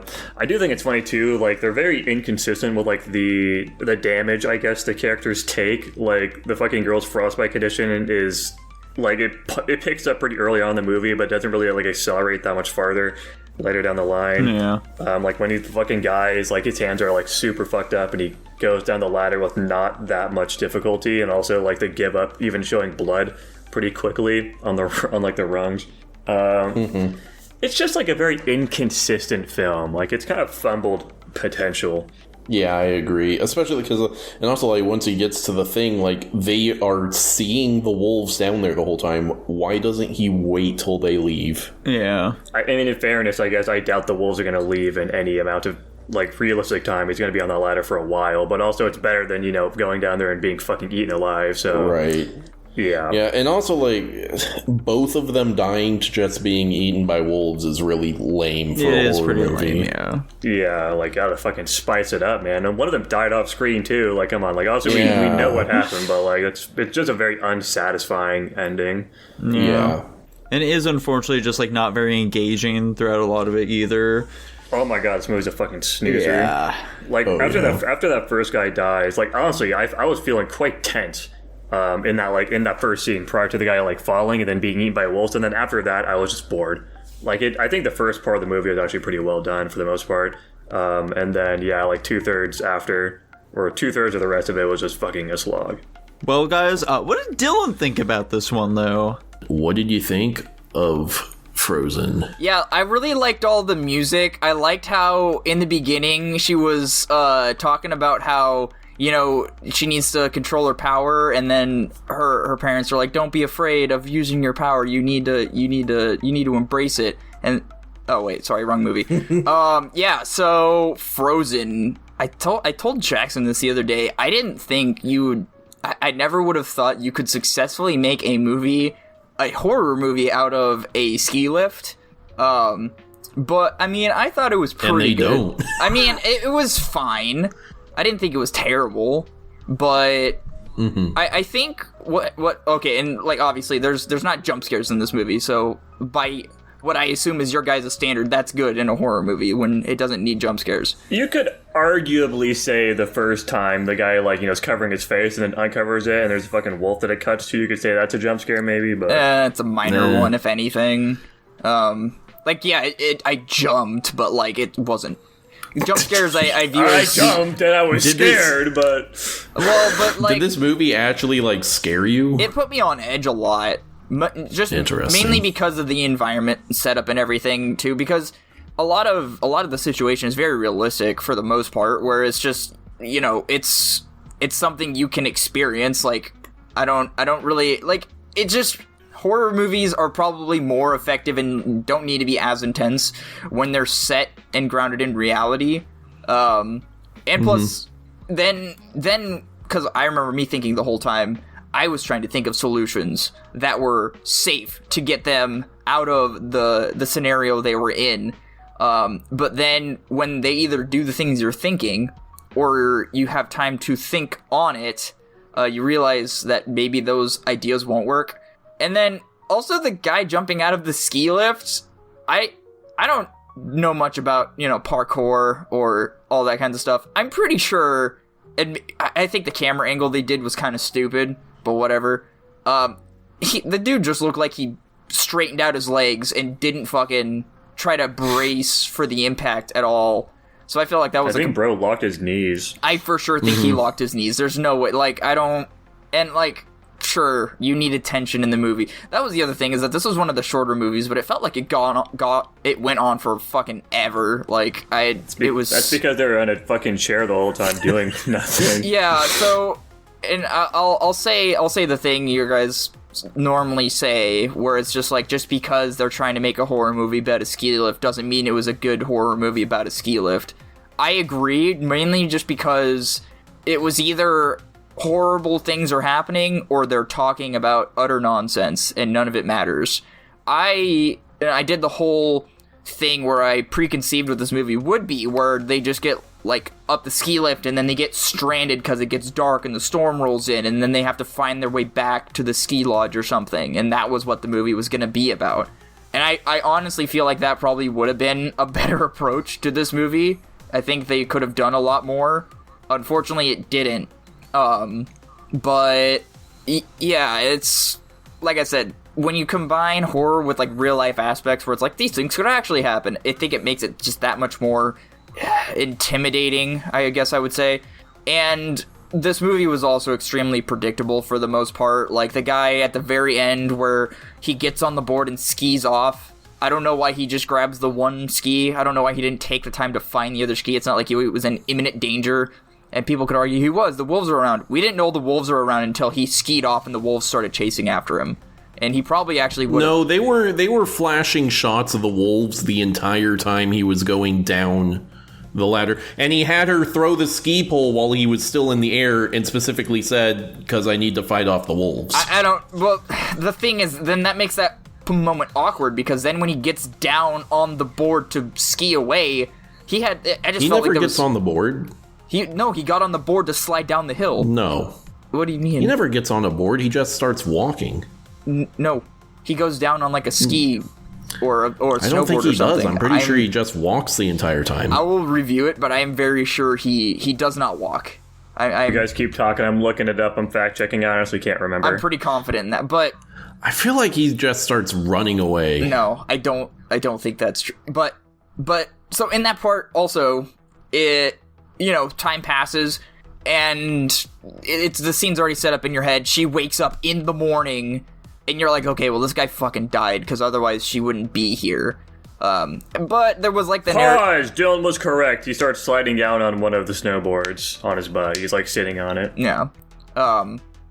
Which, granted, his hands are all fucked up, but I feel like he could have made it down farther if he wasn't sledding or whatever on his butt with a pack of wolves chasing him. In fairness to him, he was a skier and he didn't have boots to connect himself to a snowboard, and riding them, those boots are pretty fucking slippery. They're hard plastic on, wood. He would just slip off the fucking thing constantly, presumably, and even if he did, he has no way of controlling the thing, so he's probably just gonna eat shit on a fucking tree or be going 100 miles an hour down the fucking hill and die when he gets to the bottom. I just feel like he could have found his skis. I don't think it snowed that much. I feel like he could have waited till the wolves left. That was the other thing. Why? I'm confused as to why they came back, because I feel like a decent amount of time passed between them eating the one guy and where he decided to go across, but presumably the wolves would know about the others. The wolves are absolutely stalker hunters too. They're gonna fucking hang out there and wait them out if they can. That's fair. Maybe that was my not real. I was not my suspension of disbelief not working in that moment. I just didn't think the wolves would have hung around. But yeah, yeah. But then also, this movie had so many conveniences. Then she's like, I gotta get down, and then the ski lift breaks, which is what they didn't want. But surprise, the ski lift breaking was actually probably the best thing that could have happened. And then she falls, and then she just slides, just her slides down the hill. And I'm thinking in my mind, there's no fucking way this whole time there are no wolves trying to eat her ass right now. And then she finally gets to the bottom, and there's a bloody mess, and you know it's the guy already. And then she's face to face with the wolves, and then they just stare at her. And then I'm assuming what they were trying to portray in that scene is like the other wolves are trying to eat the body, and the one that was staring at her turns around to like stop them and fight them or something, and that's how she gets away. But I don't believe that for a second. I think it may have, I don't know. Maybe what they were going for was like, oh, the wolves, they're full now. That's also, but yeah, I figured they were just distracted. That also would have been stupid. So I don't. But yeah, this movie is just like being stuck on a ski lift and also talking. But I guess one thing I also wanted to mention too was, so the guy jumping out of the ski lift, I know I'm jumping back a while ago. The jumping out of the ski lift, I guess I can assume that the storm that happened was just ice or packed down snow. I imagine that there's enough powder on the surface to where that his whole breaking his legs things wouldn't have happened, but like I don't know about that. So I'm not gonna criticize it for that necessarily. There's just a lot wrong with that part in particular. He fell from quite a distance. I don't care how much fucking powder there was. It would have had to like been an actual blizzard for like a day to even get any amount to break his fall. Plus, it's like if it's like powder snow, it's just gonna fall right through it. True, like, yeah. And that's hard ice there normally on ski slopes. So yeah. I also just feel like he could have landed on any other part of his body and not his legs. Like if he landed on his arm and broke his arm, fuck it, whatever. That's fine. It's not your fucking legs, the thing you need to move. But yeah, the way you fell was stupid as fuck. It was, yeah, because if I'm remembering the camera angle correctly, too, they fucking, like, basically, it looked like they strapped the camera to his waist and had it pointed straight down at his legs that were also locked in, unless I'm misremembering that. It was something like that. Yeah, but, it was fine. I'd probably not watch it again. This movie was pretty boring. Mm-hmm. So. What would you rank it? Now that I've had time to talk it out, I think I'm going to rank it lower than I originally had it. I originally had it up at a B+, but now that sounds... That's insane. Yeah, now that sounds a little high. So let me, like, review my list here and see what I actually think, because that shit would be crazy. Fuck it, I'll put it with Zombievers, dude. Is that too low, actually? What is that? Zombievers would be a C+. I don't think that's too low. I think you can justify that. Personally, I find Zombievers markedly more entertaining. But it is more entertaining. That's up to you. It's like, but like, They're very different movies, too. Like, Zombievers is not taking itself seriously at all. It's basically more a comedy than a horror movie, and this is much more like, this is a serious horror movie. That is true. Hold on, I'm still mulling That's over. That's what they want you to think, at least. Yeah, this is actually a comedy. I fucked up. You know, I'll just give it a C and call it good. Is that a locked-in answer? This is your third rank now. Is this the locked-in one? This is the locked-in one. There you go. Oh, interesting. I hope that you guys enjoy the new format in which we're doing the Dylan review this time around, too. Hopefully it's better than the standard him talking into the void, but I don't know. We'll see, I suppose. I was literally there. I'm goated. I have actually nothing else to say about this movie. There really isn't a whole ton to talk about. Yeah. What was Dylan's rank for it? He gave it a flat C. Flat C? Okay. I'm going to be going C-. I gave it a D+. And unsurprisingly, I am the lowest. I gave it a flat D. Okay. Yeah, I think this movie's kind of bad. And it makes me a little sad that it's that bad. And hold on, I gotta click a million buttons. It lands at a C- overall because of that. Do you think Disney's Frozen will land higher than this film did? Yes. Yeah, I think so. Because at least that's like a competently made movie, but it's not our slice of pie. It's a bummer though, like it would have been cool to say, yeah, Disney's Frozen isn't even the best Frozen film. Oh well. Maybe. And alas, Dylan isn't here this week. But he did still pick a movie last week, and that's what our next one is, that being the 2010 film How to Train Your Dragon, which of course Tanner is going to break down the plot of. That's right, guys. We are Vikings. We are fighting dragons. A young, weak, but smart boy shoots down a dragon and then befriends it, and then they learn to like the dragons, and they fight a big bad dragon. The end. Yeah. Fun fact, Hiccup is DreamWorks' first teenage protagonist. Huh. What age are the other ones prior to him? Children or adults. That's crazy. How old was fucking Moses or whatever? He was an adult. He was definitely giving 16-year-old to me. Yeah. He was an adult for most of the movie. Okay. That's fair enough, I suppose. Tanner, how'd you like this movie? How'd you like returning to it after all these years? Dude, I was ready to be like, yeah, you know, this is a fine film or whatever, but honestly, I think it is delightful, and I think it does everything great. It's a simple kind of cliche story where, you know, it's a young outcast and he finds a quirky creature and blah, blah, blah, blah, blah. But I think they do it so well and everything is so heartwarming and whatever that I don't care that it's kind of basic or whatever. And also, I like the art design and our little critters and all that stuff. I just really had a good time with this film. Dude, it was crazy watching this film and just getting flashbacks every single time a scene came on where I'm like, holy shit, that was in the trailer for this film. Honestly, a lot of this movie, kind of like the way they produced it and shot it, made me, I say shot it, you know what I mean? It just kind of felt like they're fucking clip farming, which is like a weird way to describe it, but like it just felt like there was a lot of moments that were just kind of set up to be like in the fucking trailer. I don't know how else to describe it, but like it just felt like I was watching like a fucking compilation of clips from the trailer kind of thing with like other bits in between. It's a very weird criticism. This isn't like me dropping the fucking movie a million ranks because of it. It's just like kind of more of an observation. Yeah, what can I say? I just have like each and every one of those moments from that shit burned into my mind at this point. Like when Fish Legs goes, I'm okay, that's okay. It's just shit like that. It's like every single one of those, it's like, holy fuck, I remember this. Which, speaking of Fish Legs, I'm not a big fan of like the rest of the crew in this film outside of Hiccup and Astrid. They're all kind of just fucking annoying for the most part. Like, especially the twins, I fucking hate them. Like, Fish Legs' whole shtick is kind of fun, just like him knowing all the stats of these dragons and stuff, but yeah, fucking, I don't know about the rest of the crew. Yeah, Tanner was filled with a sense of childhood joy and wonder with this movie. Personally, I was kind of bored with it, to be honest. I watched this movie a lot, and I've definitely just kind of look at it lower basically every time I watch it. Most probably just because I've watched it so many fucking times. Not saying I think it's a bad movie at all. I think it's a totally serviceable movie, but yeah, the plot is super cliche. Not a huge fan of the main character, Hiccup's interaction with most other characters. I feel like the family drama aspect of it is kind of forced feeling personally. I do like his interaction with Toothless. I think that's fun. I like the scenes of him getting used to him, interchanged with the fucking dragon taming shit.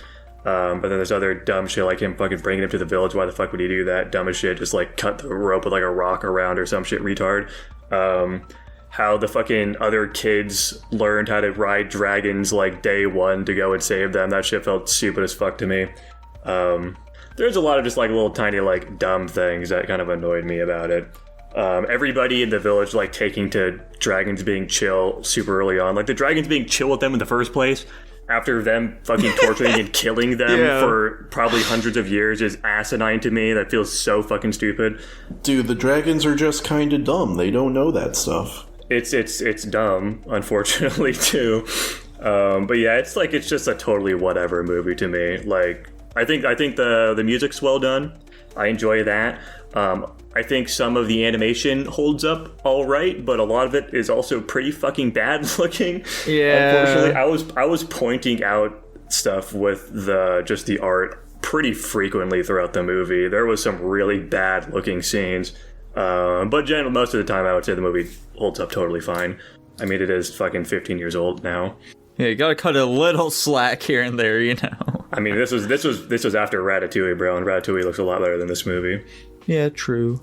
In fairness, though, I also haven't watched Ratatouille in a while, so maybe I'm wrong about that. Maybe Ratatouille looks like maybe ass in my Ratatouille eyes. looks terrible. Who fucking knows? But yeah, I think this movie is just like a totally serviceable kids movie. I didn't really get a ton from it personally. Yeah, it's fine. But did Dylan get much from it?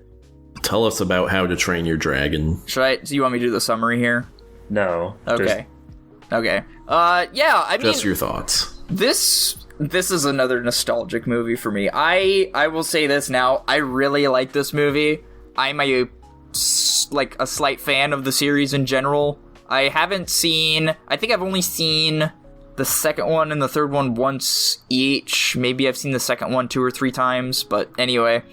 I think this movie's got charm. I think it's funny. it's got a lot of. I think it gave me a lot of Brave vibes, which that would make sense because I'm pretty sure it's the same animation studio. No, it's Wait, not. Is it? No. Isn't it? Is Brave? For some reason, I'm getting. I thought Brave was a fucking Disney movie. Yeah, I'm pretty sure Brave is Pixar, and then Isn't this is DreamWorks. Is this DreamWorks? Yeah. Yeah. No. Nico says no. Well, regardless, Nico's saying no to you saying they're by the same studio. Brave is Pixar. Okay. You they're only different. think they're similar because they have accents and it's about white people. No. I just think that the animation style looks similar. I don't know what to. Anyway, I don't see a big bushy set of hair on Hiccup. I don't know. Okay. You took that a little bit too seriously. Go on. What are some specifics you like about the movie? I mean, I don't. Name anything, man. Anything you like about the movie. I don't know. I just think it's a cute movie. I think it's fun. I think you can have a fun time with the movie.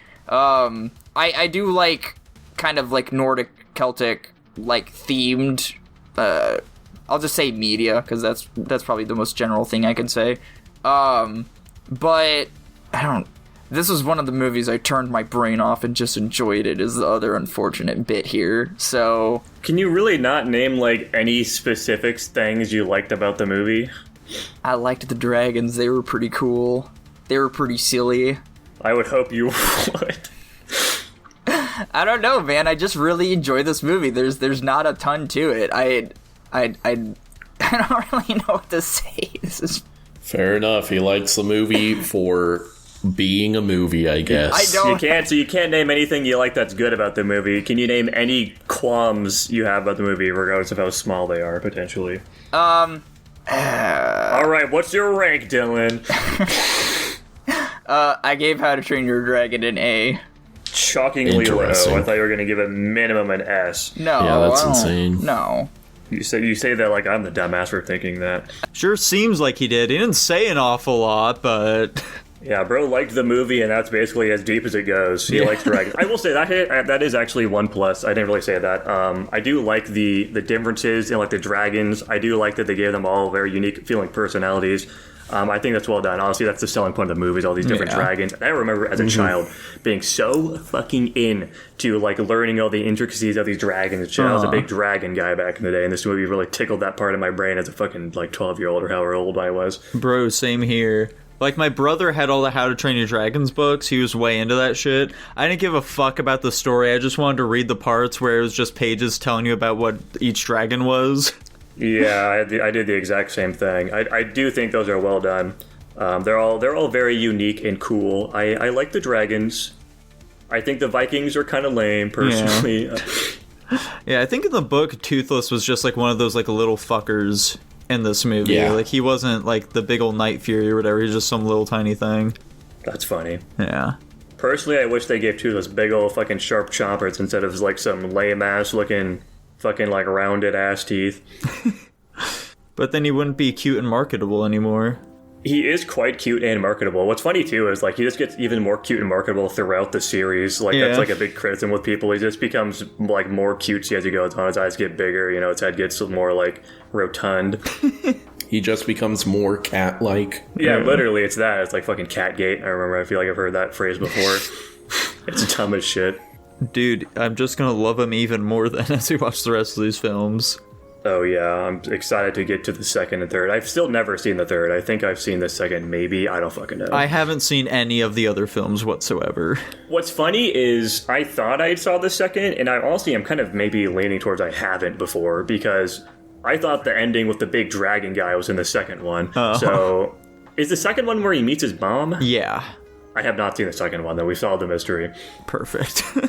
See, I don't know if the scenes of the second one I have in my head are just from trailers or if I actually had seen the movie. Keep in mind, there was also a show, so that might also blend in there too. Very I feel possible. like I almost certainly watched the show when it was coming out. Guaranteed. I was a cartoon head back in the day. Oh, yeah. Oh, yeah. Speaking of which, I'd really like Aster to give me some cartoon head. Anyway, Dylan gave this film an A. Was that right? Did you give it an A or A+?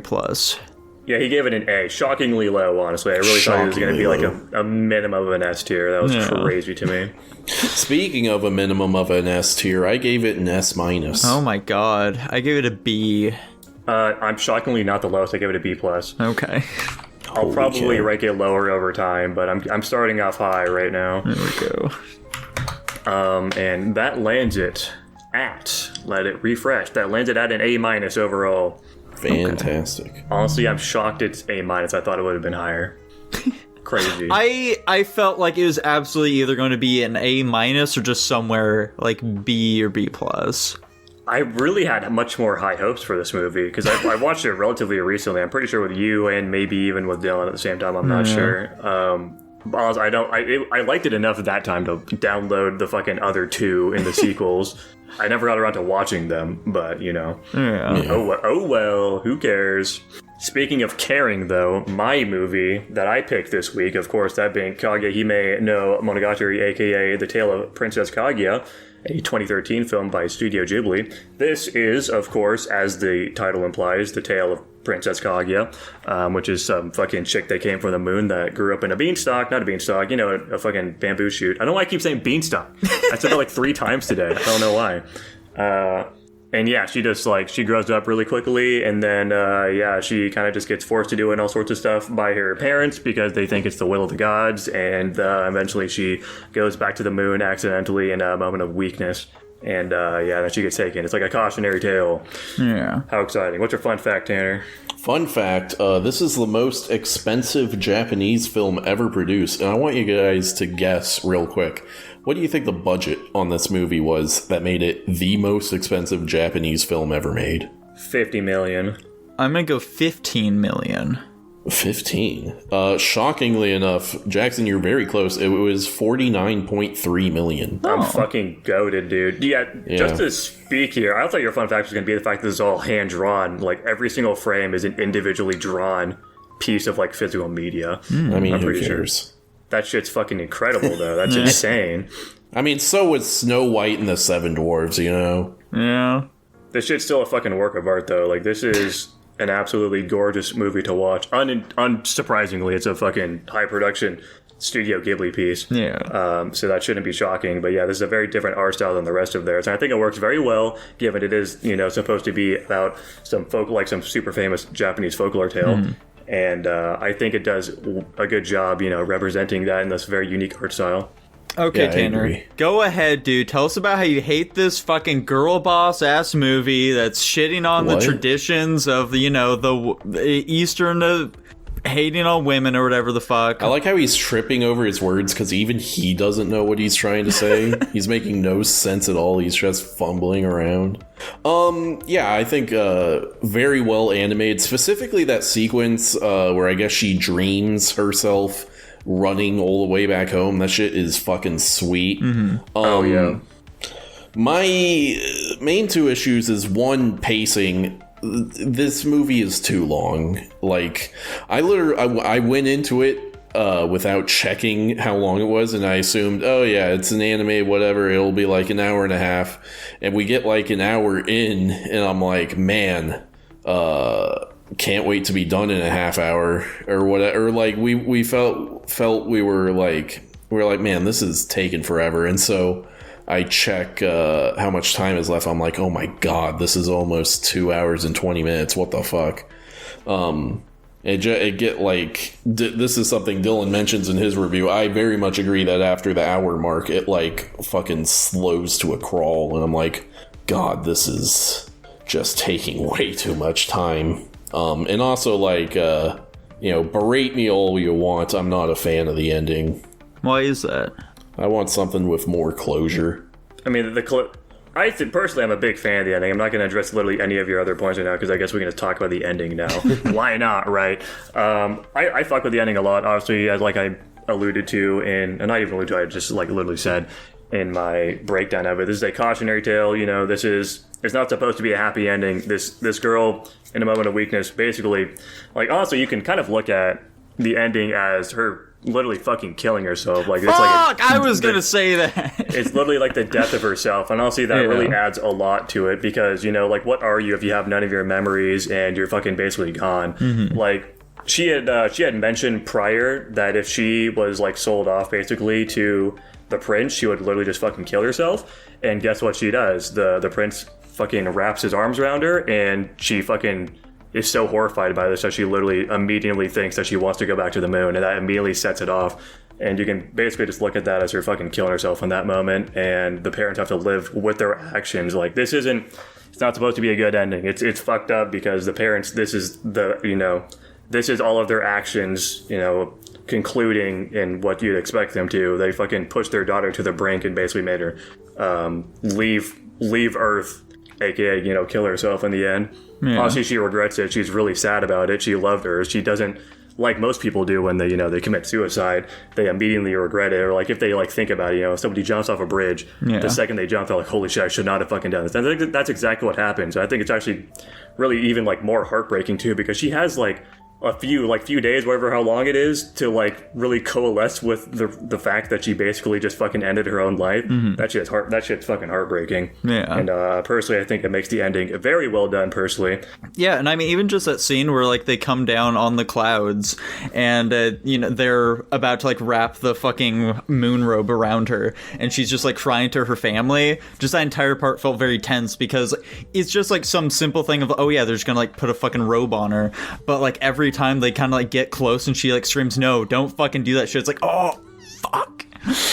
Yeah, it really adds to it too, because they're just so uncaring. Like, they don't give a fuck about her opinion of it, which, granted, it makes sense. The whole point of like the moon civilization, obviously this is something that really was touched on in the movie. It's kind of just like, if you know, Japanese lore thing is the moon people do not like Earth, because the moon society is very pure. They're all like, they're super formal with everything, whereas Earth is like very unruly and gross, and they don't like it. They like their like rules and all that, so they look down on her. They don't want her down there like with the fucking heathens, basically. They don't give a fuck about her opinion as of any of this, because they're just taking back what's rightfully theirs, basically.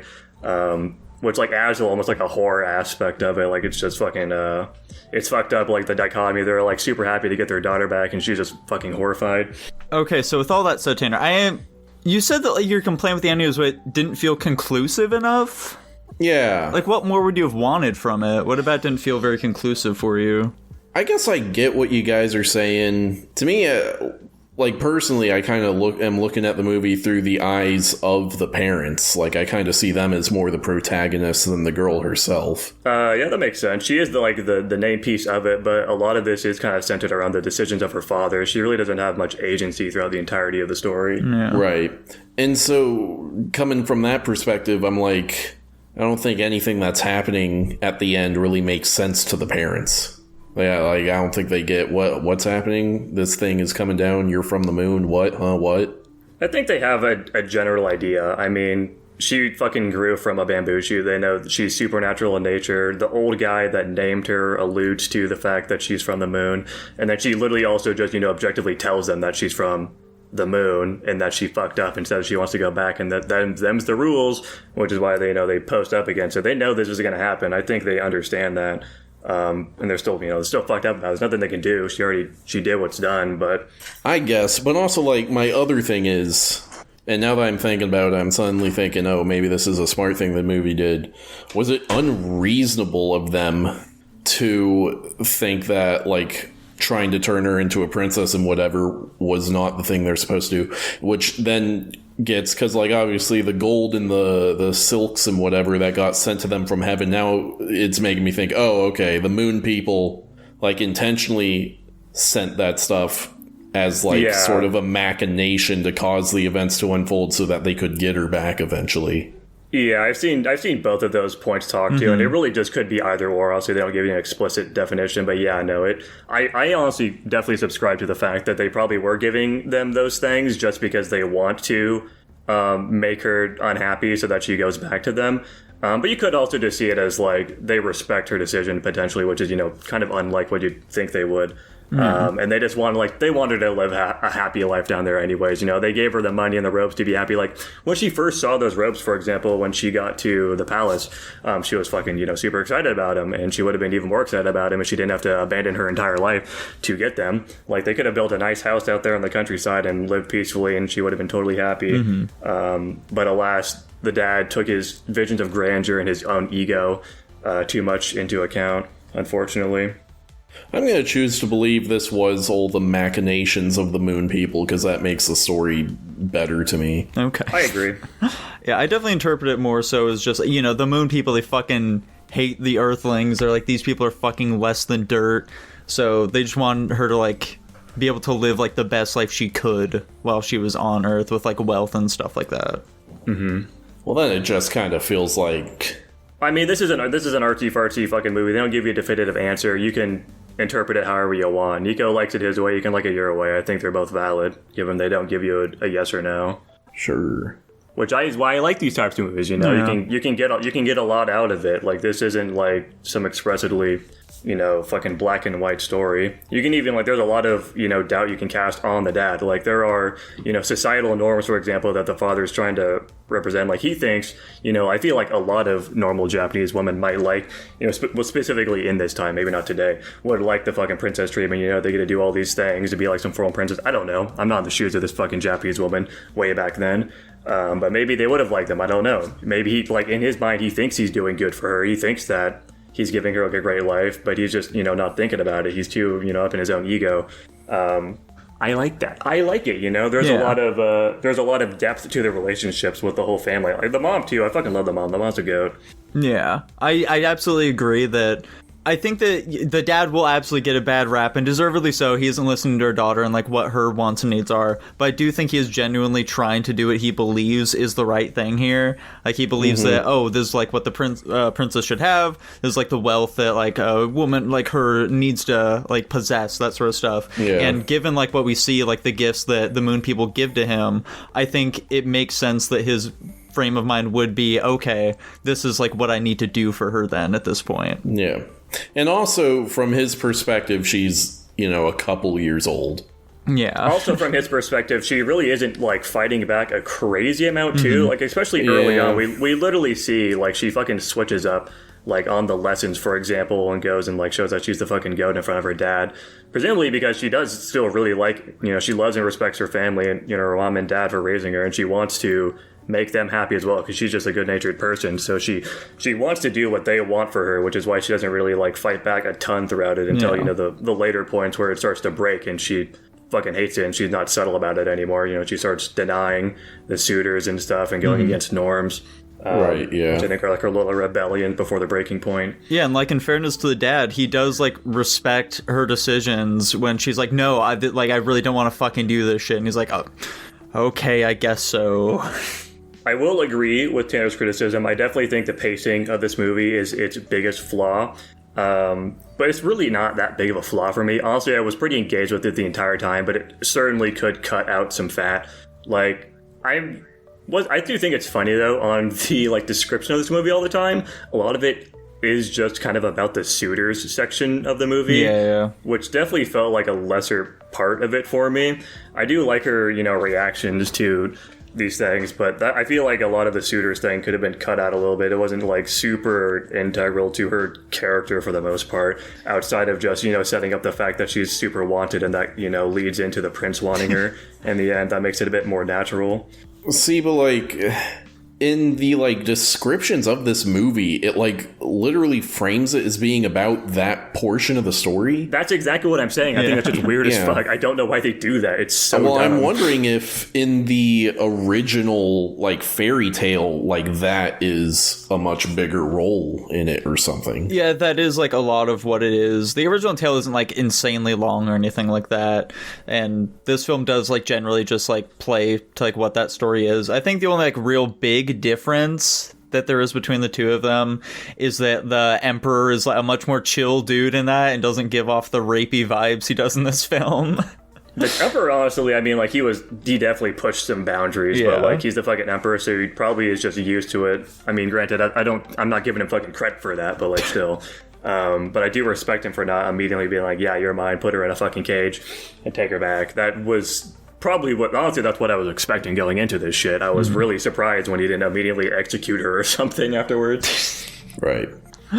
Which, by the way, guys, speaking of, like, you know, the description for this film and stuff like that, like, I did watch a few reviews of this film going into this, and I was quite frankly baffled that none of them mentioned the best character in this entire film.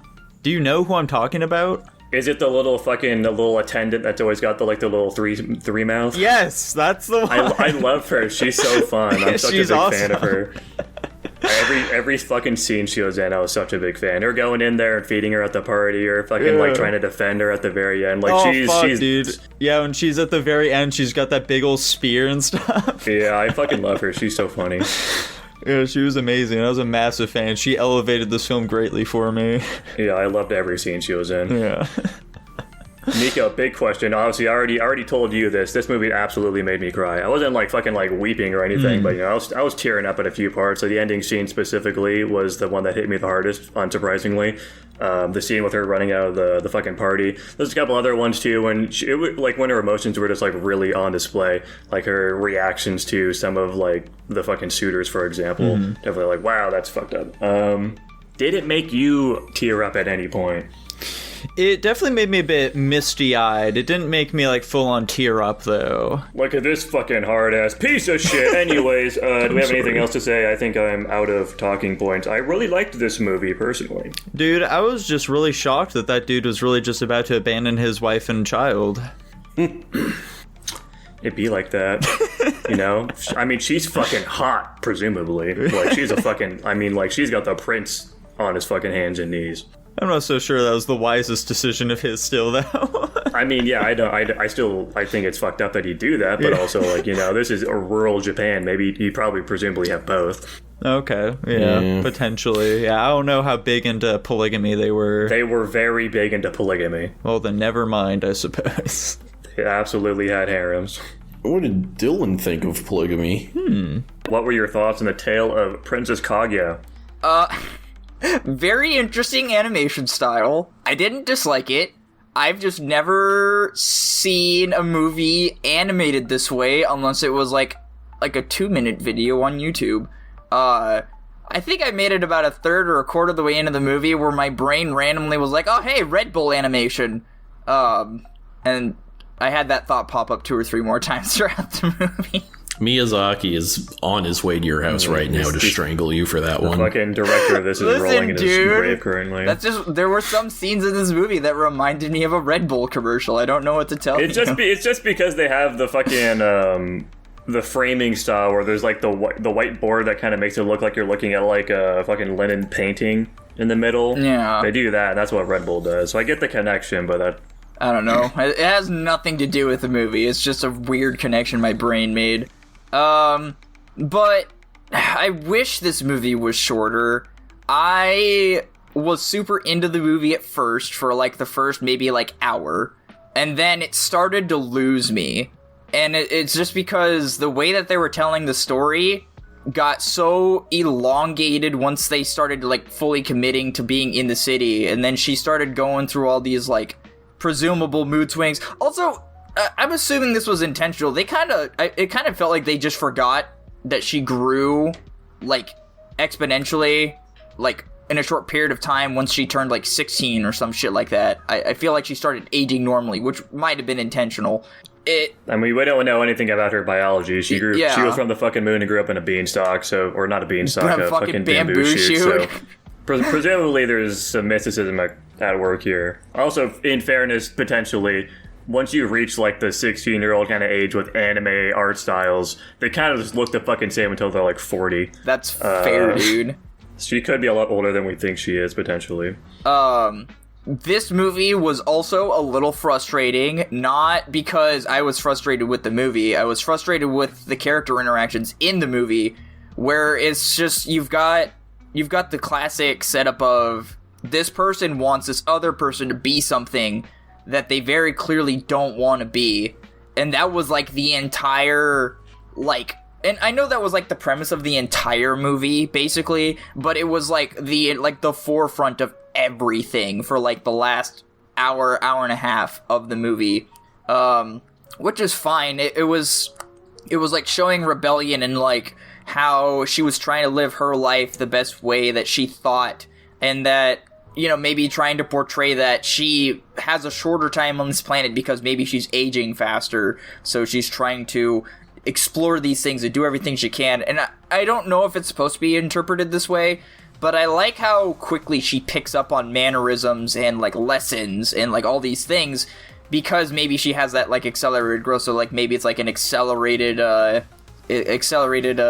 learning or whatever you want to call it. But yeah, I liked a lot of the trippy moments too. Like there were just some moments where something happens and then we got time reversed, and then it didn't actually happen but also still happened at the same time. I did feel really bad for the dude at the end who was like her childhood friend, which it's also kind of fucked too, because he like wanted to spend the rest of his life with her, but like also he was married with a kid, so like I don't know what the fuck. I didn't particularly enjoy that part for my own personal reasons. I mean, his childhood friend disappears for years. I feel like it's pretty reasonable to go and, you know, date somebody else. I disagree. Okay, yeah, you just wait your entire life for him to maybe show up. Also, I felt that the ending left a lot on the table. Also, the whole, like, oh, if I put on the robe, I'll forget everything and all emotions will be gone. And then clearly that's also not the case. But also how anticlimactic the ending is as well. There was, like, almost... I can't say there was no resolution. It's just, like, I feel like I experienced her life and, like, the lesson she was trying to portray, but then none of that mattered in the end, because in the end it all just went away and nobody was the better for it. So... What do you think the point of this movie is? Like, what were they trying to, like, what's the meaning behind this story? What's a lesson you could take, maybe? I was kind of alluding to it earlier, but it was like when there are standards, or like people have a preconceived notion, and in this case it was when the dude found her in the bamboo shoot. He's like, oh, she's supposed to be a princess. So they raise her with the preconceived notions that she's going to be a princess, but like... It's like forcing a narrative on somebody just because you think you know what's right for them, when clearly everything about their person, their mentality, their emotions, their physicality, like everything says otherwise. So then she's kind of like straddling a line of trying to be what everybody wants her to be, but then also reverting back to, no, I want to live my life the way I want to because it's my life and I don't agree with what you guys have set for me. So, I don't know if that's, like, one consolidated thought, but, like, that's kind of what I was getting from this movie, in general. So, like I said, I thought the animation style was interesting. I liked the story it was telling for, like, the first hour, and then I got sick of it. This could have very easily been a half-hour movie, to be completely honest. It's hard disagree, but personally. I thought it was... like I said, I very quickly lost interest after, like, the 1 hour mark. I did not enjoy the last half of it. But I could see the story and the narrative and the intention behind the art. So I do appreciate the movie for that reason. Why do you think it ended in such a somber way? Dude, if I knew... Like I said, I clearly didn't get it, because in my like description, I said it left a lot on the table. So like I clearly missed something. And given that I missed something, I don't think I could accurately tell you why it ended the way that it did. I think you got the idea behind, you know, what they were trying to, like, this is a cautionary tale that should be, like, the first most thought. Like, this is what not to do. You know, the lesson you could take is Don't be like the fucking parents in this movie.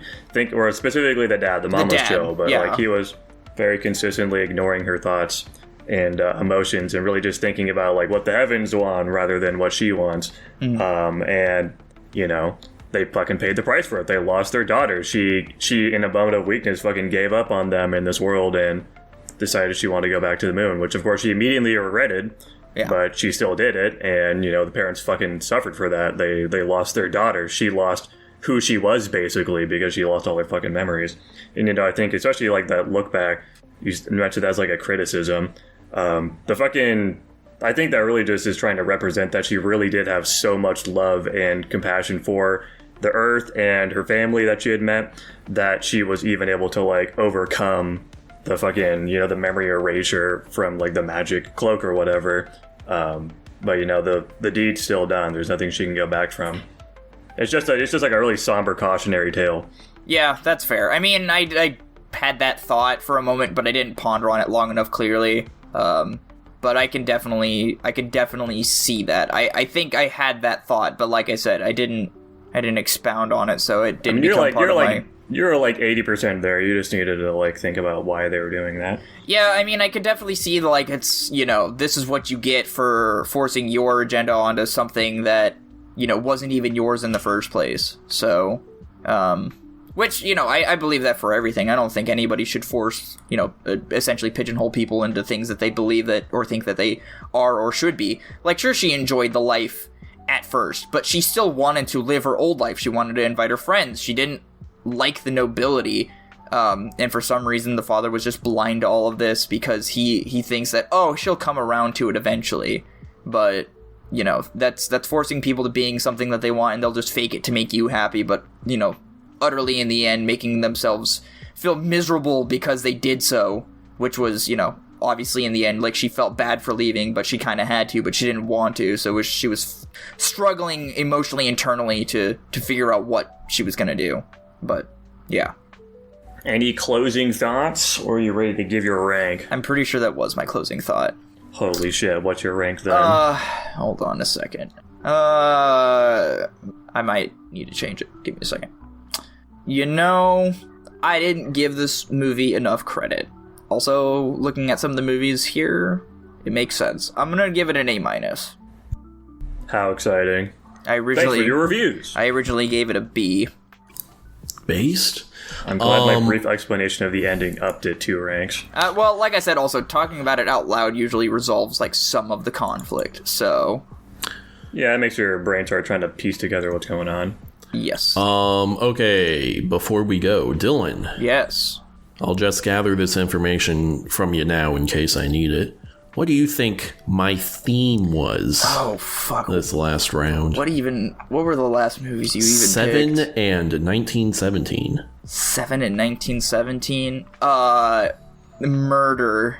Okay, you're guessing the theme is murder. I'm not going to tell you if it's right or not right now. That's fair. And then, Dylan, real quick, I need you choose one of us 4. Tanner, Dylan, Nico, Jackson. One of us 4. Choose one of us 4. Nico, I guess. Okay, and choose one of the tiers.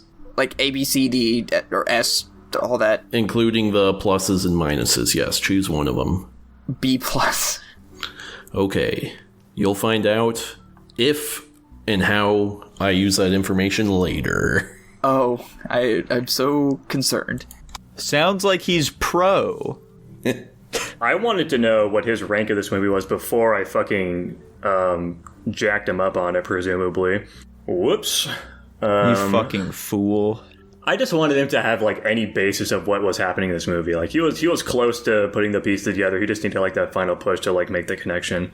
I think didn't he say that he was initially going to give it a B, but then after you guys talked, he decided to bump it up? Yeah. Oh yeah, I think you're right. Okay. Yeah. I guess I'll kick us off with a ranking then. Okay. I definitely agree. The pacing is a little slow. The concept of what this movie is pretty limited, I guess. I mean, it is just like adapting a folklore thing. I think it's very well done for the most part, but I'm not saying this is like some fucking masterpiece for me personally. I gave it an S-. Okay.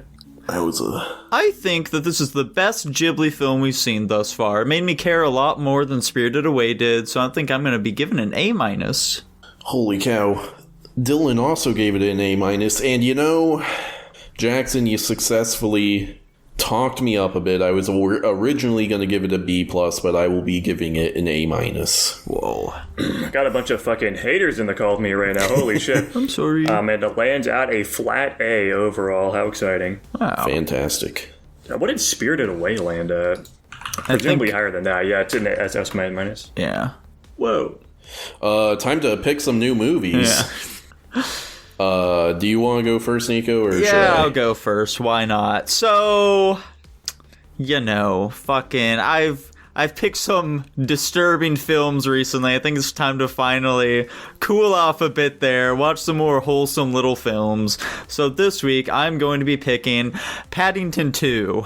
Oh, I've never seen the first one. I haven't either. I don't even know what Okay. this is. I've never heard of this before. It's a bear who loves marmalade. Paddington 2. What year is that? I don't know. Oh well. Okay guys. We finished up another theme week. That means it is a franchise pick, but let's see if anyone gets the opportunity to help pick the fucking franchise. Jackson, what was the theme? Was it a race against time? Nico, what was the theme? I'm baffled Jackson didn't go for this. Was it Numbers? Correct! No way. It is Numbers. Okay, Nico, Yeah. here's how we're gonna do it. Nico, please choose one of us four. You, me, Jackson, or Dylan. Okay. Let's say Jackson. And then please choose a tier, a specific tier. A. Flat A. Alright, so I'm going to choose the sequel to some movie that Jackson rated a flat A. So let's see. I have one option, it looks like. I have two. Okay, I think I have two potential options here. We've watched a lot of the sequels in this already. Yeah.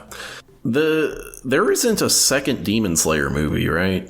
No, I I think don't everything's think been so. seasons. Okay, so it looks like I'm probably choosing between either Pirates of the Caribbean 2 or Die Hard 3. Okay. That's an interesting one. Fuck it. Let's go Die Hard 3. Why not? I hear that this is the really bad one. Let me look up what Die Hard 3 is called. And okay, so Die Hard with a Vengeance, 1995. Okay. As for our Patreon film, though, what are we looking like there, Jackson? This week, we are watching Eyes Wide Shut, a 1999 film, as requested by Tutbot. Thank you for the request. Holy shit, Tutbot's finally getting a dub here. And if you too would like to request a movie for us to watch on the Patreon, Tanner's gonna tell you about how you can do that.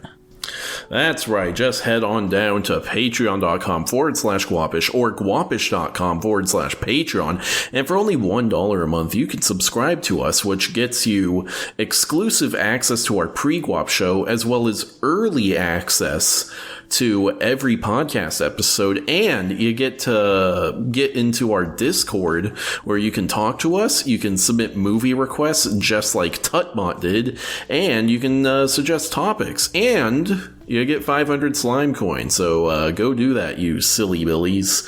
And finally, you get your name read out at the end of every episode, just like I am going to do right now. Thank you very much to GH, Slay by J, Blake, Nedagant, I Love Lesbians, Top Ramen Man, Caligula's Gleaming Hard On, I'm a Horse Fucker, Tutbot, Lucas Ledette, Hunter, Jacob Edwards, and that's it.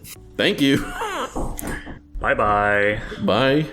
God fucking damn it, I muted myself. That Fuck. silly. Please, silly little everybody, bitch. remember to like, comment, subscribe, ring-a-ding that bell, and we will see you next time. Bye-bye. Bye.